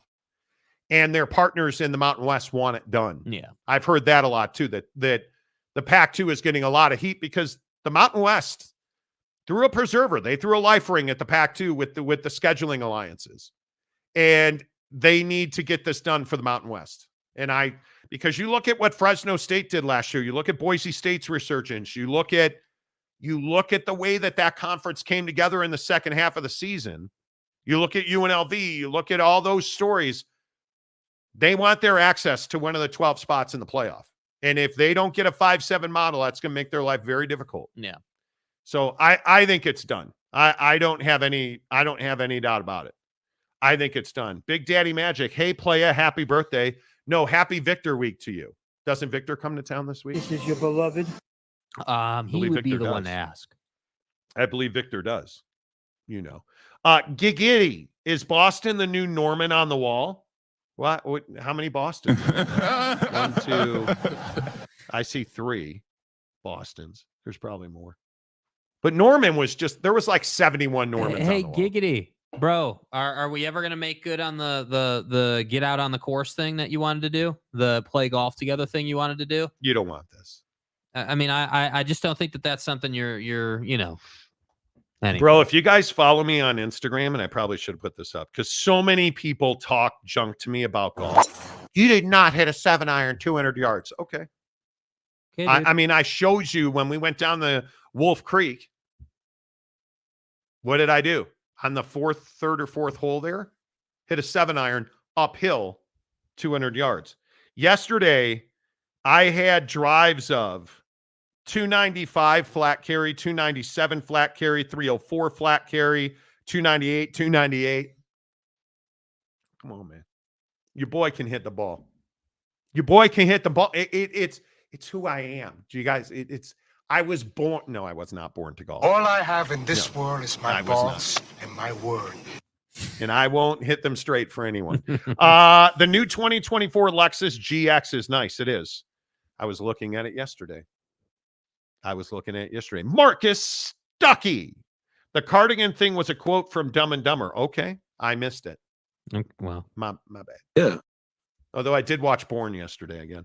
Boston is the new Norman, effing Celtics fans. Exactly that's right. who we are. You knew we were closet Celtics fans. You knew when we put the new wrap up. You knew when we put this up. Someone's going to be like, all right, dude, why is Poughkeepsie State on the wall like 9 times? Drinking the purple Kool-Aid why is West Lafayette on the wall? Hey, man, LA's on the wall twice. Are you guys Laker fans now? Yes. Or are you Clipper fans at the Dome? Exactly. Iowa City's on the wall. Morgantown's on the wall. San Diego, San Francisco, Denver, Starkville, Clemson. Man, we tried to spread it out. Sean Rollins, I put a screen shot in the members-only chat of how the new board looks. Okay. Wasikowski, can we talk about some real sports? Andretti getting canceled by the FIA. 500 was actually kind of bland. My guy Chase Elliott made a huge mistake at Daytona. He is a great restrictor plate super speedway racer, and I just don't know that. Anyway, Big Blue Horses just upgraded to a Kia Sportage plug-in hybrid, one of the highest rated SUVs. Fantastic choice. Fuel bill dropped 60%. And that's what we're about right now. We're really looking at, like high yield savings accounts, or like I'm really into the S&P right now. I'm a big believer in the S&P. I'm a big believer in make a lump sum 10-year commitment to the S&P and you're going to be far better off. Right? Like, so when you talk about car costs, the Jeep is not cheap. Maintenance on the Jeep, when you do not drive a Jeep Rubicon on a regular basis, there's higher maintenance cost. That's what I'm saying. Mm-hmm. David Temple, you need the conference champion, period. Ranking should not matter. Well, I think if you are the G5 and you have the AAC or the Mountain West, you have a hierarchy of conferences. Only one of them is going to get the AQ, the automatic qualifier. You need those 7 at-large bids. It's critical. Yeah. And again, I'm just telling you, we're going to be at 16 before you even know it. I think this is just the beginning. It is. Gotta make that money. Stupefied. I think we can all agree Maryland is just smarter. Right. Totally. Monty is a secret Cardinal fan. I see 2 St. Louis's and not a single Kansas City. Well, I watched The Last of Us last night. Kansas City was not well represented. I'm gonna get medieval on your ass. Can't have. We're going to talk about that show. Shooter Texas. Your new background needs Waco or at least Tarrant County in big letters. Tarrant County, boy. Hey, boy. Come on, that's still legend. That's GOAT on this show. Yeah. Tarrant County. Shouty, good morning to you. Oh, God, stop with the blue.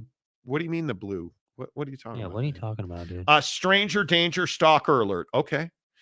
Like button casuals. Yes, please hit the like button. We have had over 1,000 views this morning, and we are only at 50 likes. Come on, let's go. Man. I know it's fake Pick Monday, it up. Let's but go. Let's go. If you are here and you have not hit the like button, hook it up. Shooter Texas. Conference champs is nice, but just look at men's basketball as an example. Which conference champ is better than the number 5 Big 12 team in men's basketball? I should read the rest of the comments. Yeah, you should. Not all conferences are equal. That's the problem. That's the problem. We all want this utopic, perfect world solution. There's no such thing. It doesn't work that way. There's no such thing. There is no such thing. It is so difficult. And it is such a battle. It's right here, Ken. You just can't see it. What's the Salt problem? Lake. Ken's complaining there's no Salt Lake City. It's quite literally right below the camera line. Yeah, you can't see it. Sorry, buddy. True Detective Night Country ended Sunday. Good show. Mrs. Monty loves it. I just don't know what you say to your comment, Shooter Texas. I don't know what you say about this. There's no way that everybody, it's Florida State. You lost Jordan Travis. You're not good enough. Deal with without him. it. That's it. It is what it is. Right? It just is. It is what it is. Dakota, the college sports landscape is the exact opposite of a utopia. Yeah. Yes, it is. Yeah. Yes, it is. As is the NBA All-Star Weekend. Now, I grew up in Chicago. You guys know this. Right. I grew up in the Jordan era. I grew up in Chicago. When Dominique Wilkins and Michael Jordan went head-to-head and Dominique got screwed at the Chicago Stadium. But those were dunk contests. What happened this past Saturday night? I mean, you can play the sad music, but it's true. The NBA All-Star Game is a waste of time. It's a joke, dude. And it's not, I think the last bastion of awesomeness in All-Star games is not the NFL, although I think flag football really excited a lot of people. I love that. It's the home run derby in Major League Baseball, which I love. I think it's great. Yeah. The slam dunk competition, terrible. I don't know what Kenny Smith was doing. Did you guys see this? The 3-point shootout. Steph Curry essentially went head-to-head with a WNBA player, one of the arguably the best 3-point shooter in the world. Mm-hmm.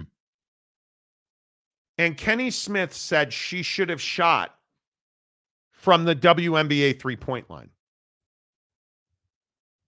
Instead, she wanted to shoot from the NBA 3-point line. And I'm just asking, what kind of comment is that?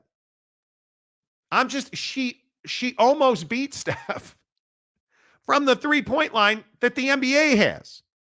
Why do we care where she shoots from? Yeah, I think that making that kind of comment shows me that you have no idea what the point of this whole situation between Steph and Sabrina was, which was, hey, dude, hey, we're going to have an NBA player and a WNBA player, the best shooter in the NBA and the best shooter in the WNBA, go head-to-head in a 3-point contest. It's a great concept. It's brilliant. It's what the sport needs in an all-star format. And yeah, by the way, I want to say she lost by 2 points. I think it was 27-25. If memory serves. 29-26. 29-26, 3 points. Like, it was a close competition. And by the way, had she had a better first set, a first rack, she'd have beat him. But she didn't. She missed a couple. So, yeah. I mean, I just don't understand why we can't just, again, appreciate. It's the Caitlin Clark nonsense. Why can't we just appreciate what these women are doing in their sport? I don't know why it's so difficult. And I love what she said after the competition, which is, hey, if you're a young girl or a young boy, it doesn't matter who you are. If you can shoot, you can be out here. And that's what I think that's about. And if you don't get that, I don't know how you miss that. So it wasn't about her shooting at the WNBA line, man. She's out here shooting from, downtown, the parking lot on most nights. Sabrina Ionescu is somebody, you don't know her name. But again, I just go back to this idea that if she had different, anatomical parts, we wouldn't be having this conversation. But the moment, if she was a man, the moment wouldn't be special. Mm-hmm. We're talking about equality. This is the Caitlin Clark argument we had the other day, where so many people wanted to put her down and degrade her. And it's like, I don't understand what Kenny Smith was doing. I don't understand what the NBA was doing. Why not let her compete in the 3-point contest then? Right? It's all this stuff. This event is broken. The All-Star Saturday night is broken. The All-Star game, we don't want to have 400 points in that game. What are we doing? Why is that at all? Is that at all entertaining? Because it was not for me. The game was. Yeah, I think you look back at the Jordan Kobe era All-Star games, and that's what the league should be doing for All-Star games. It should be like the whole part of it where it's like, hey, we're not going to go 100% because obviously nobody wants to injure anyone. No one wants to sustain injury in this game. And I totally get that. I respect that. Totally get it. But the difference now versus then is that back then, Kobe was out here trying to win the game. And so was his team. And so was the opposition. Now we're just out here trying to fool around and have fun. It's not really a game. And what are we really out here doing? We're apologizing for a really terrible product. That's what we're out here doing. And it's really unfortunate that you almost score 400 points in a 211 to 186 final score is not compelling for anybody. And here's the worst part of it. You know the only way to fix it? You got to throw money at it. It's got to be a huge payday for the winners, nothing for the losers. And unfortunately, I think you're going to have to split it up and make it a US versus the world thing. And I know people hate that and it got played and tired, but it is what it is. If I can get Luka and Wemby on the same team, and if we can throw in, Nikola Jokic and Giannis Antetokounmpo, if we get Nikola Jokic, Antetokounmpo, like all the best European stars against the best American players, and each winning player gets $5 million, we're going to play a little more defense. We're not going to have Luka trying to throw up shots that miss the backboard from 3/4 court in an embarrassing display. That's the only way you're going to fix this. Mm-hmm. And the sad thing is, All-Star Saturday night, names that we recognize, and I love Mac McClung's story. I followed him since he was in high school. Mac McClung is a great story in dunk contests. I need LeBron James in a dunk contest. Well, that's never going to happen now. But I need the biggest and the brightest. I need the guys who showed up for the 3-point competition. I need that caliber of name. Tyrese Halliburton. I need that caliber of name, Steph Curry. Mm-hmm. I need them, Dame Lillard, in the slam dunk competition.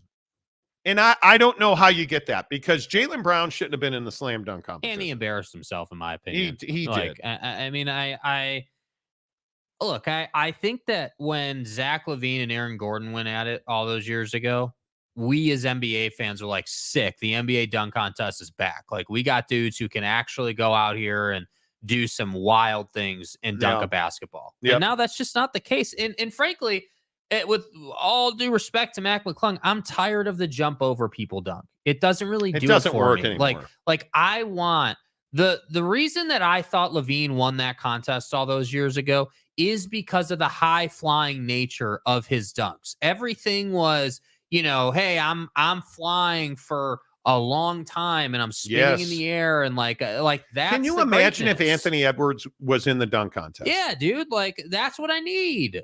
That caliber of guy. Give me Malik Monk, bro. Like, that caliber of guy. Come on. That's who you need. I need Joel Embiid talking about how he could win the dunk contest. Well, let's see it then. Right? Let's see it. Like, that's what you need, in my opinion. It just is. Yeah, I agree with that. I agree with that. Brandon Butler says the whole thing is an illusionary velvet rope so the blue bloods can keep the new money out. I totally agree with that. Robert Fowler, having the dunk contest end the All-Star festivities is dumb. The 3-point contest should end the night. I don't think that matters. The dunk contest is what a lot of young people tune into. And now I understand it. Listen, the 3-point shot is revolutionized the game, and it's brought. I totally get it. Come on, man. You got to be better than that. Dakota Tubbs, Monty, local Chicago boy, drinking water ice and gobbling Chicago-style glizzies in his Jordans wearing a touchdown Jesus t-shirt. What did Mrs. Monty get me over the weekend for my birthday? What did you get me? Dude, don't start with What me. did you get me? Don't start with You me. didn't dude. get me dick. Don't start with me. What did my wife get me? She got me the new Jordan 4s. That is a mischaracterization. How? Because you won them, did you not? Yeah, but I had permission to go and get them. Oh, so that's how she got them for you. Okay. She didn't lose her mind over it. Uh-huh. But my point is, I got the new Jordans over the weekend. Yeah. Phenomenal. Yeah. Cannot wait. I don't know how you fix it. Bailey Dietrich. Next year's NBA All-Star game should have Caitlin Clark. There doesn't need to be a freak factor. It needs to be good. Yeah. It needs to be good. The only way to make it better is to mandate it in contracts. It's the only way that dudes are going to do it. Because I think the only way you get defense is if you pay them. No, but I mean, like with the dunk contest, and I agree with you though. The All-Star game itself, you have to. I've always maintained. I think the All-Star game should decide who gets home court advantage in the NBA Finals. We tried that in baseball, and I just think it doesn't. I don't know. I don't love that.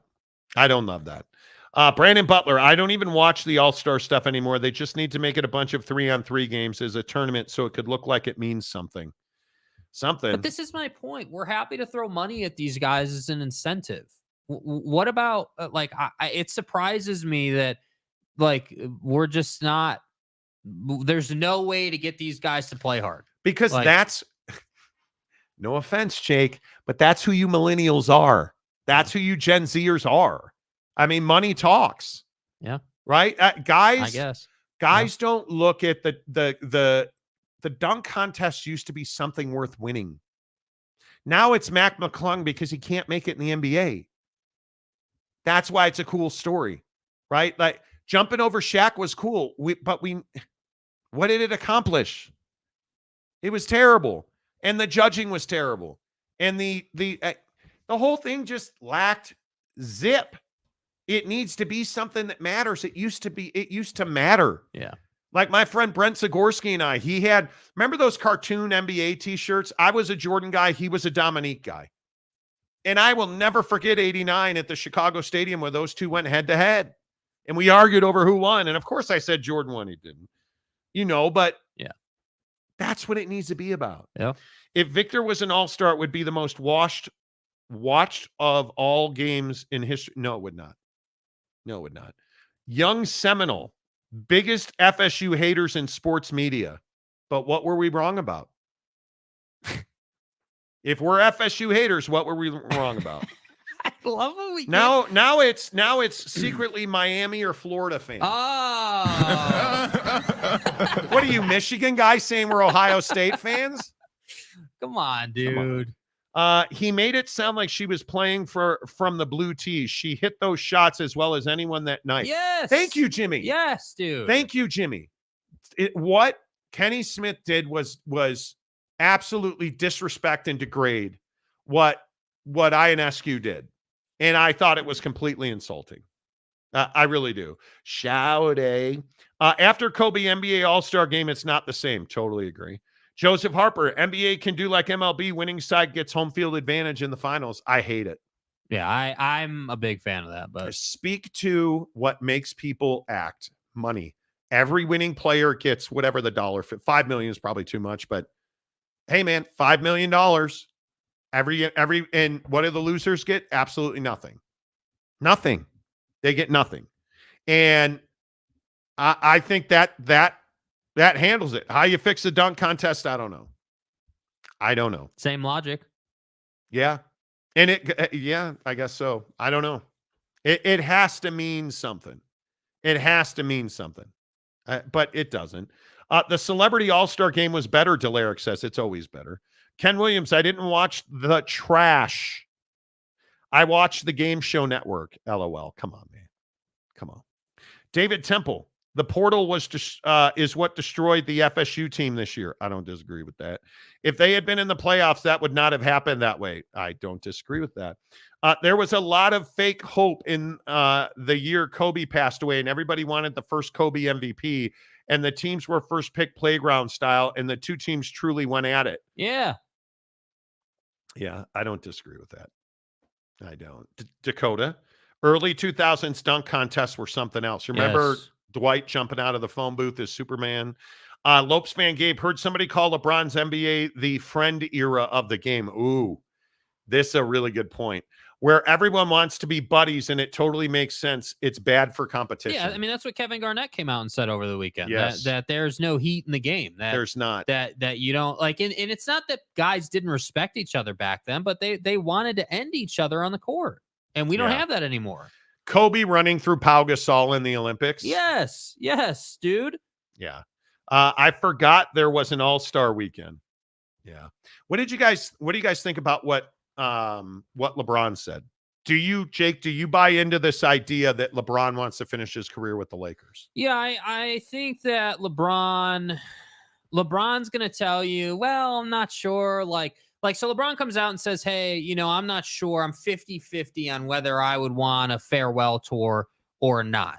And this concept around, where he's going to be versus will that team draft Bronny, I think is an interesting factor in the conversation. I do think LeBron is one of the great, I'm not going to say liars, but great sort of fibbers. Liar. Of our Did you time. just call LeBron James a liar? I'm telling you. So that wait, this that guy, dunk he had in the All-Star game where his ankle looked fine and now he's not going to play Thursday because of an ankle injury? Yeah. I'm telling you that LeBron James absolutely is going to do a farewell tour. I'm telling you that he's going to do it with Bronny. And it's just a matter of who's willing to draft him. And the Lakers have already said they're willing to draft Bronny James. I don't think that LeBron will do a farewell tour. I think LeBron will, up in the night, just make a tweet and say, I'm retired. Yeah. I think that's what he will do. I think LeBron wants to finish his career with the Lakers. I think he realizes that you can't keep hopping around like this. He knows he needs another championship. But it's been 6 years, dude. 7 years. It's not already. Like he's hopped around, you know what I mean? Like he's been there a minute. But where is he going to go? This trade last week to Golden State that was so talked about. If he had gotten traded to Golden State and they win a championship, does that help his legacy? Depends who you ask. LeBron guy's going to say, yeah, it does. He went there and saved him. Yeah, I don't know about that. LeBron hater's going to say, hey, you joined the Warriors. You're no different than KD. I don't know about that. Maybe you're right. Maybe you're right. I don't know. I think that's a bad look. He needs to win a championship with the Lakers again. He needs multiple championships in LA, in my opinion. Yeah. Because the failures, the lows have been so low. Yeah. And he's got enough talent on that team. It's simply a matter of, can they get it done? Mm-hmm. And not firing Darvin Ham was a mistake. Now you look at Milwaukee, and I thought the Doc Rivers comments over the weekend where he said he pleaded with Milwaukee to wait till the All-Star break. Very interesting. It's very difficult to fire a coach midseason. Yeah. Jacques Vaughn just got fired in Brooklyn. Kevin Ollie's the new interim head coach. It's very tough to do that. But if you want to win championships, the rotation and the schematics in LA have to get better. And I don't know that they will. I don't know if they have the balls to trade Austin Reeves. I don't know. I don't know if they have the courage to trade Anthony Davis, because Anthony, now being healthy like this, is playing at an MVP caliber level. I think this is your last ride with this roster, or it better be. Yeah. It better be. I would agree. It better be. The eye patch. Y'all need to watch the NHL. There are no princesses in the NHL like there are in the NBA. What makes you think we don't watch the NHL? We've actually talked about it on the show. I'm tired of hearing about how tough the NHL guy is. Yeah, they're not. And I understand the physical grind it takes to be a professional hockey player. And, he got all his teeth knocked out and he came back in. I totally get it. That doesn't mean the NBA sucks. It's a completely different game played by a completely different cut of athlete that is brought up in a completely different environment. So, like the smack about how the NHL, there is no smack there. It's a completely different thing, in my opinion. Harry Austin, the friend game. It's not just the NBA, but all of sports. Now it is. Now it is all of sports. Yeah, you understand in the NHL they do the same thing as in the NBA, right? Like they protect the superstars. You know, you understand that they've had to put in a diving penalty in the NHL. So if you want to come out here and say that the NHL is tougher by nature, sure, it's tougher by nature. But hockey is a tougher sport. Yeah, but that doesn't mean that somehow the NHL is far superior. Because I don't agree with that. I get, if you're not a fan of the NBA, I totally understand that. I respect that. I love hockey. I'm a huge Blackhawk fan. It's great to have Connor Bedard back. I told you, it has nothing to do with the NBA. Nothing. Big Daddy Magic. LeBron James is going to San Antonio, and Victor will carry him to his 7th NBA title. It's a little early to be drinking. Dakota Tubbs, LeBron, please go quietly into the dark night. OG Gary, pageant queen LeBron will absolutely do a farewell tour with Bronny and then pass the torch to Bronny. Yes. Well, Bronny's not good enough.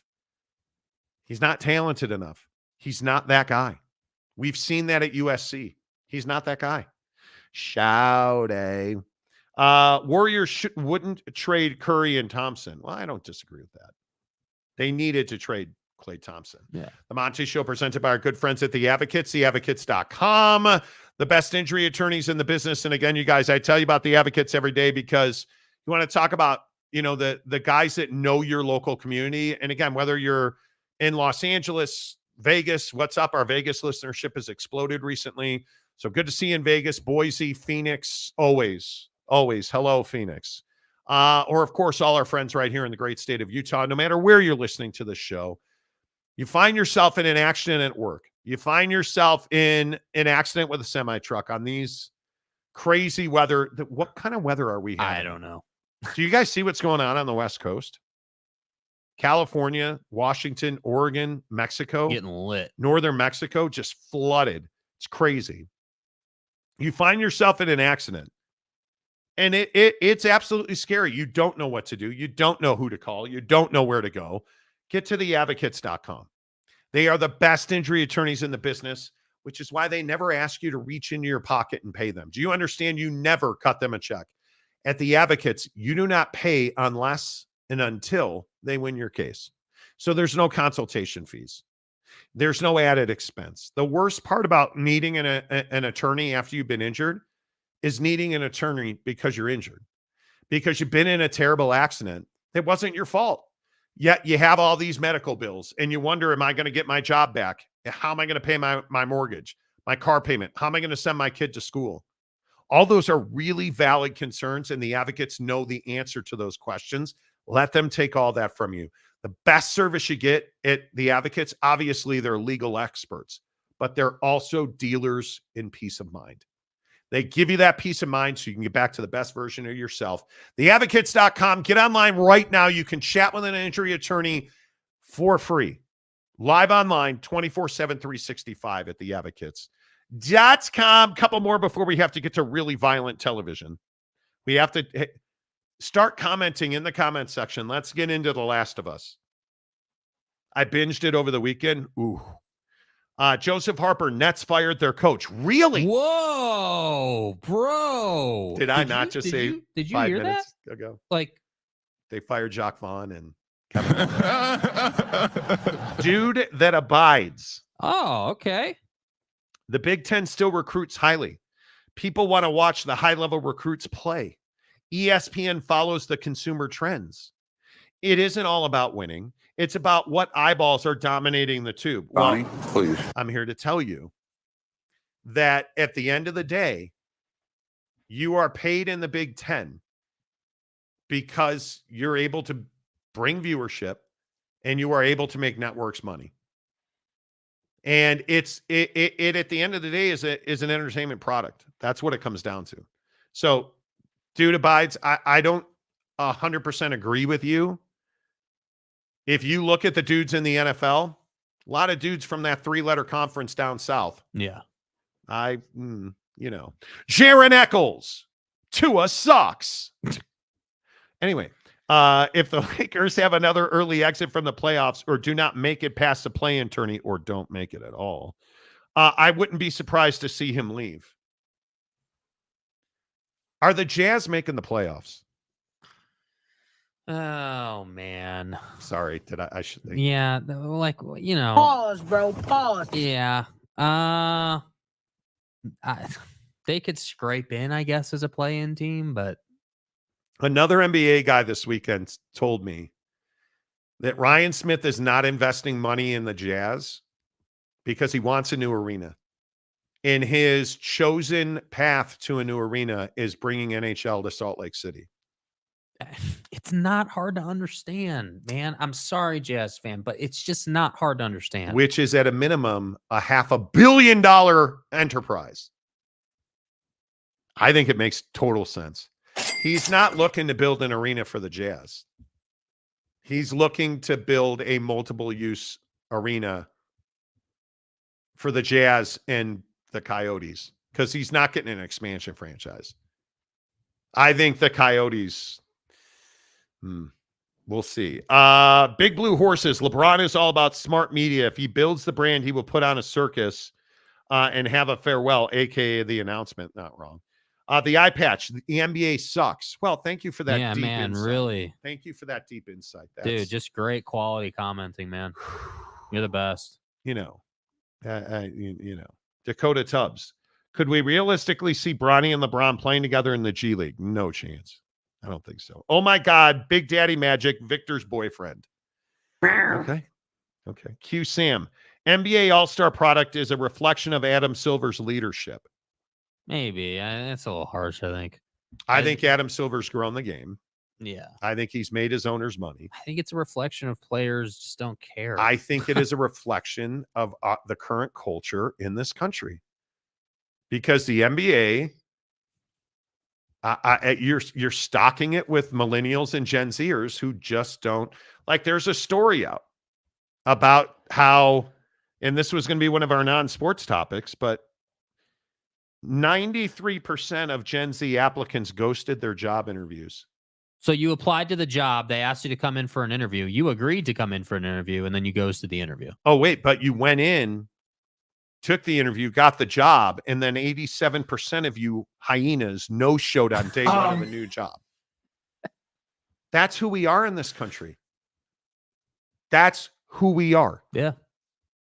The biggest issue in the NBA, guaranteed contracts. They don't have to play 100 games to get paid. Nope. They don't. No contract in the NFL. No, or I shouldn't say that. The standard contract in the NFL is not guaranteed. The standard contract in the NBA and in Major League Baseball, and I think this is why we see this Mike Trout BS over the weekend, where Trout's talking about how he wants to win here. No, you just don't want to move. I think Mike Trout is scared of the spotlight, but he's got guaranteed money. So why does he care? Yeah. Why does he care? Like, you look at these guaranteed deals, we are a country of millennials and Gen Zers. You know who's not? Did you guys see China is terrified because their young population doesn't exist anymore? You know the number one population in China right now? Boomers. Oh. Why is their economy struggling? Everybody's like, oh, well, trade routes and shipping and pirates. Their economy is struggling because there's no new business generation. There's no ingenuity. Jack Sparrow is screwing us. Right? He's not. The issue on the Pacific Rim, look how old their population is. In the United States, what's our issue? Look how young. And look at the youth taking over our country. Like, you look at the political system. Who's not involved in politics right now? Gen Zs and millennials. Who is involved? Boomers. Our two candidates are in their middle to late 70s at a minimum.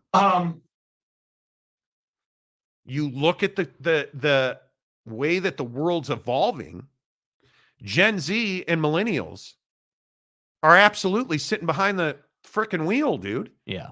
Just chilling. And they're not driving it anywhere. So when you look at the NBA, their contracts are guaranteed. They're not going to do it. My guy, they won't even put their dishes in the dishwasher. What makes you think that they're going to hand wash that shit? Don't you know who I am? Because they're not doing that. They're not. They're multi-millionaires. How much more do we have to look at NIL in the portal to understand that Gen Zers and millennials are not interested as a generation in hard work and blood, sweat, and tears? They don't eat potatoes and steak, dude. That's not that. Like, we've got to get out of this idea that it's always how it's been, because it's never going to be that way again. Yeah, I mean, it's definitely changed. There's no doubt. And I think, this nonsense about ghosting on your first day of work is crazy to me. I mean, I get it. Like, people now more than ever, you can make money online and you don't need a traditional employer. And I get all that. You wear your pajamas all day. Yeah, man, I get all that. But it's just crazy to me that it used to be, we talk about, hey, well, how long are millennials living in their parents' house? Those degenerates, those good for nothing, wasteful people.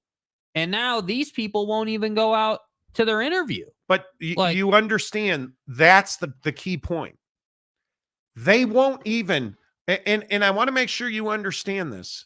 93% of Gen Z applicants ghosted the job interview. And this is in an Indeed study. Like the Indeed.com. Yeah.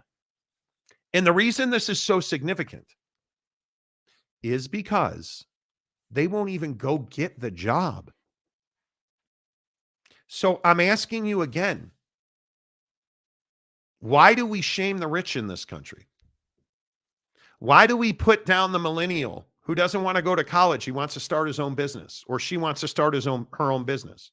Why do we put down the young people in this country who actually want to do things, instead of propping them up and saying, hey, okay, you know what? I got you. I know you're my son. I know you're my daughter. I know you're my niece, my nephew, my granddaughter. And I know you want to do this. I'm going to support you 100%. And if it doesn't work out, then we're going to have a different conversation. But I want you to know I'm in this with you. We don't do that. No, that's stupid. What do you mean influencer? You want to go be a golf influencer? That's dumb. You're going to college. Well, guess what? They're not. They're not. And I think sports and politics, and everybody's like, hey, Monty, you got to stop talking about politics, bro. I just bought Trump sneakers. I bought his $500 sneakers and aren't real sneakers, and I need you to stop talking about politics, Monty. Do you understand that sports and politics run right next to each other? Right next to each other. Just saying. And do you understand that sports and politics are a mirror for life in this country? And so many people are like, hey, Monty, I don't know anything about them young guys that play in the NBA. The NBA sucks. You don't have to know anything about the NBA to understand that this country is in an explosion of Gen Z or millennial control. And you don't want to say yes to that. You know what the bigger issue is? It's not a yes or no question. Yeah. It's a fact. It's happening. And when you want to bitch about your paycheck, or if you want to bitch about your small business, or look who's running the country, because it ain't Gen Zers, millennials. Who's in control of that stuff? All the old heads. They're the ones in Washington making the decisions. Yes. The Gen Zers want nothing to do with that, which is why they want to be golf influencers. Because my generation, what am I, Gen X, I guess? Yeah, you're Gen X. My Gen X, we did our kids a terrible disservice by handing them quite a bit of stuff. And we're our own worst enemies because we're not willing to unwind the watch. And now it's at a point where you can't do anything about it. You better facilitate the young people in this country thriving and succeeding. We better take a real strong look at Gen Z and millennial mental health, because it's a fucking thing. Yes. And if you don't think that depression, anxiety, if you don't think panic disorders. Do you realize now, and I want to say that it was, I can never remember where I read about it. Pretty sure it was JAMA, Journal of American Medical Association, put out that panic disorders amongst the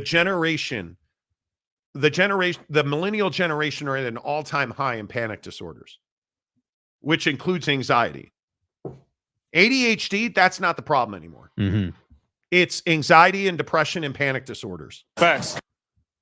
Because we've told our kids, you're stupid. This is a bad idea. Don't do that. Don't be enterprising. Don't want anything. You're going to law school. You're going to be a union electrician. You're going to...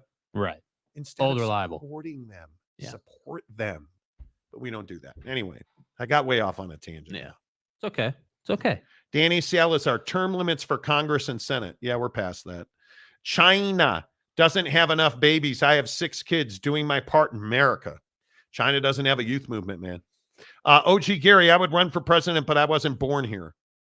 Well, by 2050, China is expected to shrink its population by 109 million people. That's an absolutely staggering number. Yes, dude. And it's because, what did China do? China oppresses its people. China oppresses ideas. China doesn't have freedoms. But what do we do here? We don't have freedom either. Now, we have people dying. And when I say freedom isn't free, that means a lot of different things to a lot of different people. Mm. But we have people fighting in the Red Sea right now. Their lives are on the line. We're at war in the Red Sea. You don't think about those people.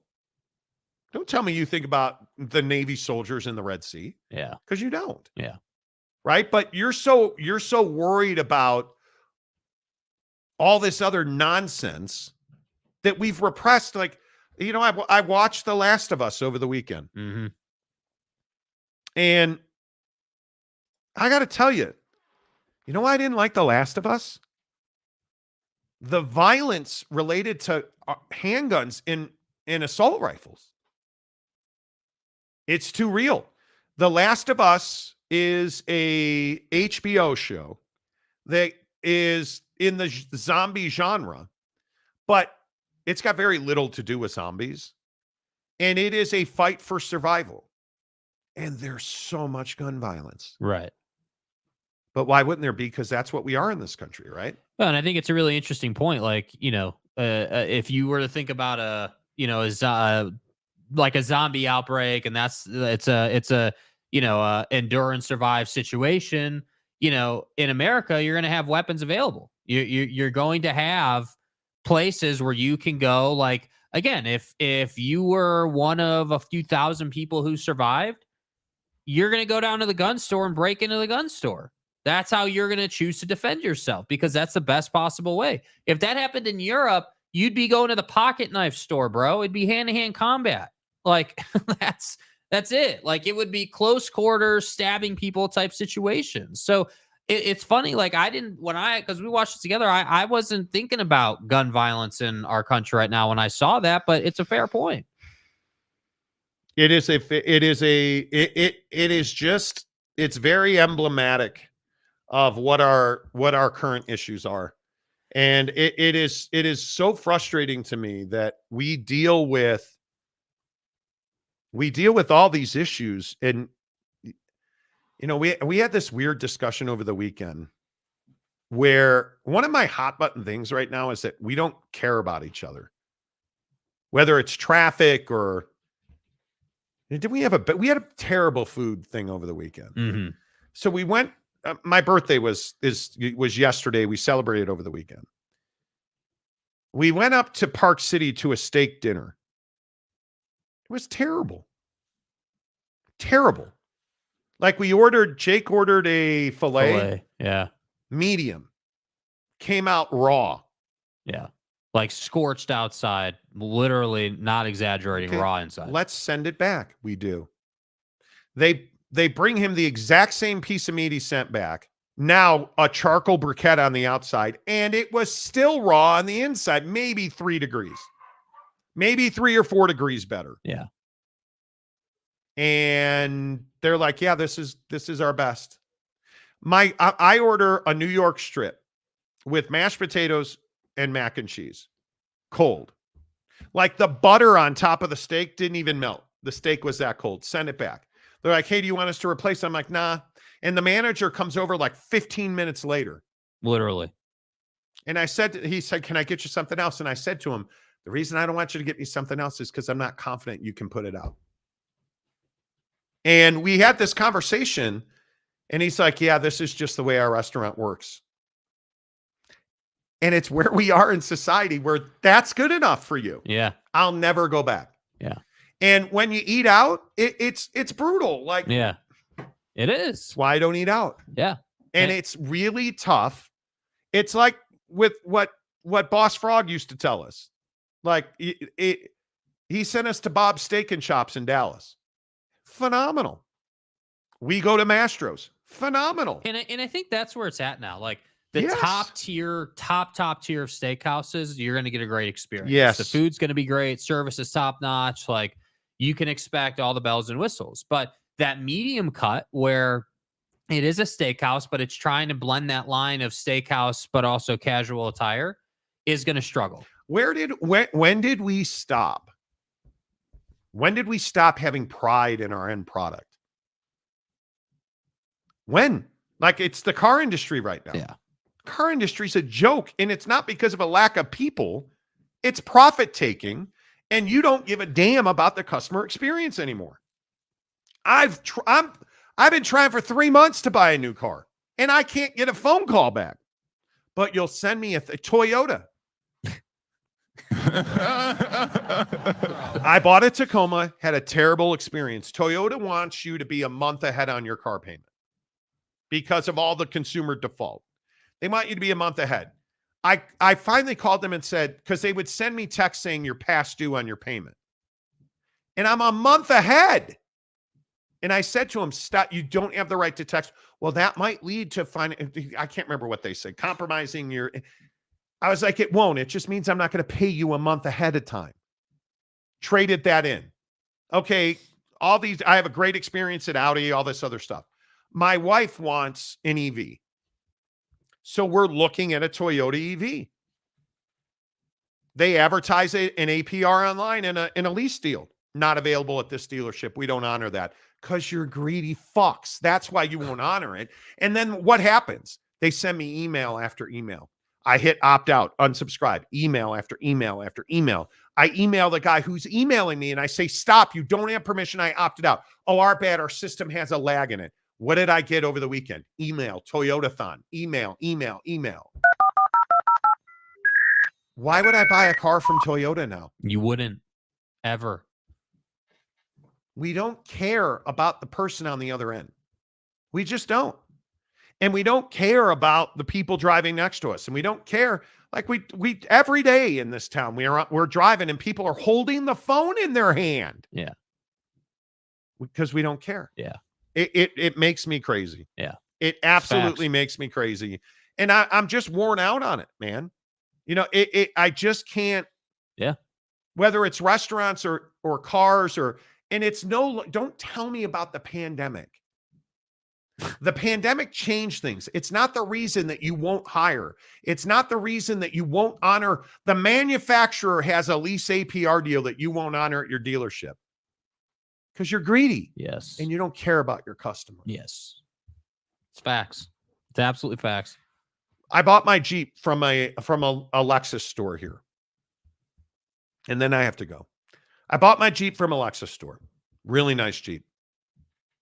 Sign all my paperwork, drive away. Get an odd phone call.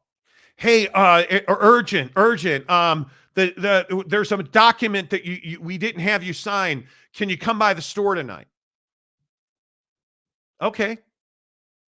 Sure, totally get it. Go by the store, sign the document. Oh man, hey, the next day. Urgent. There's a second one we forgot to have you sign. I'm not coming back. I can do it next week. Well, yeah.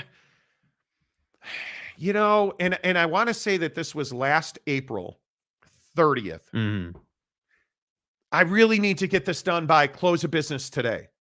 And then it went off in my head. Well, you need this so you can get your commission check this month. Okay. And I said to the lady, I understand that. I used to sell cars. I'll come by the store again. Go by, sign it. Okay, no problem. There was a due bill, and I can't remember what it was for.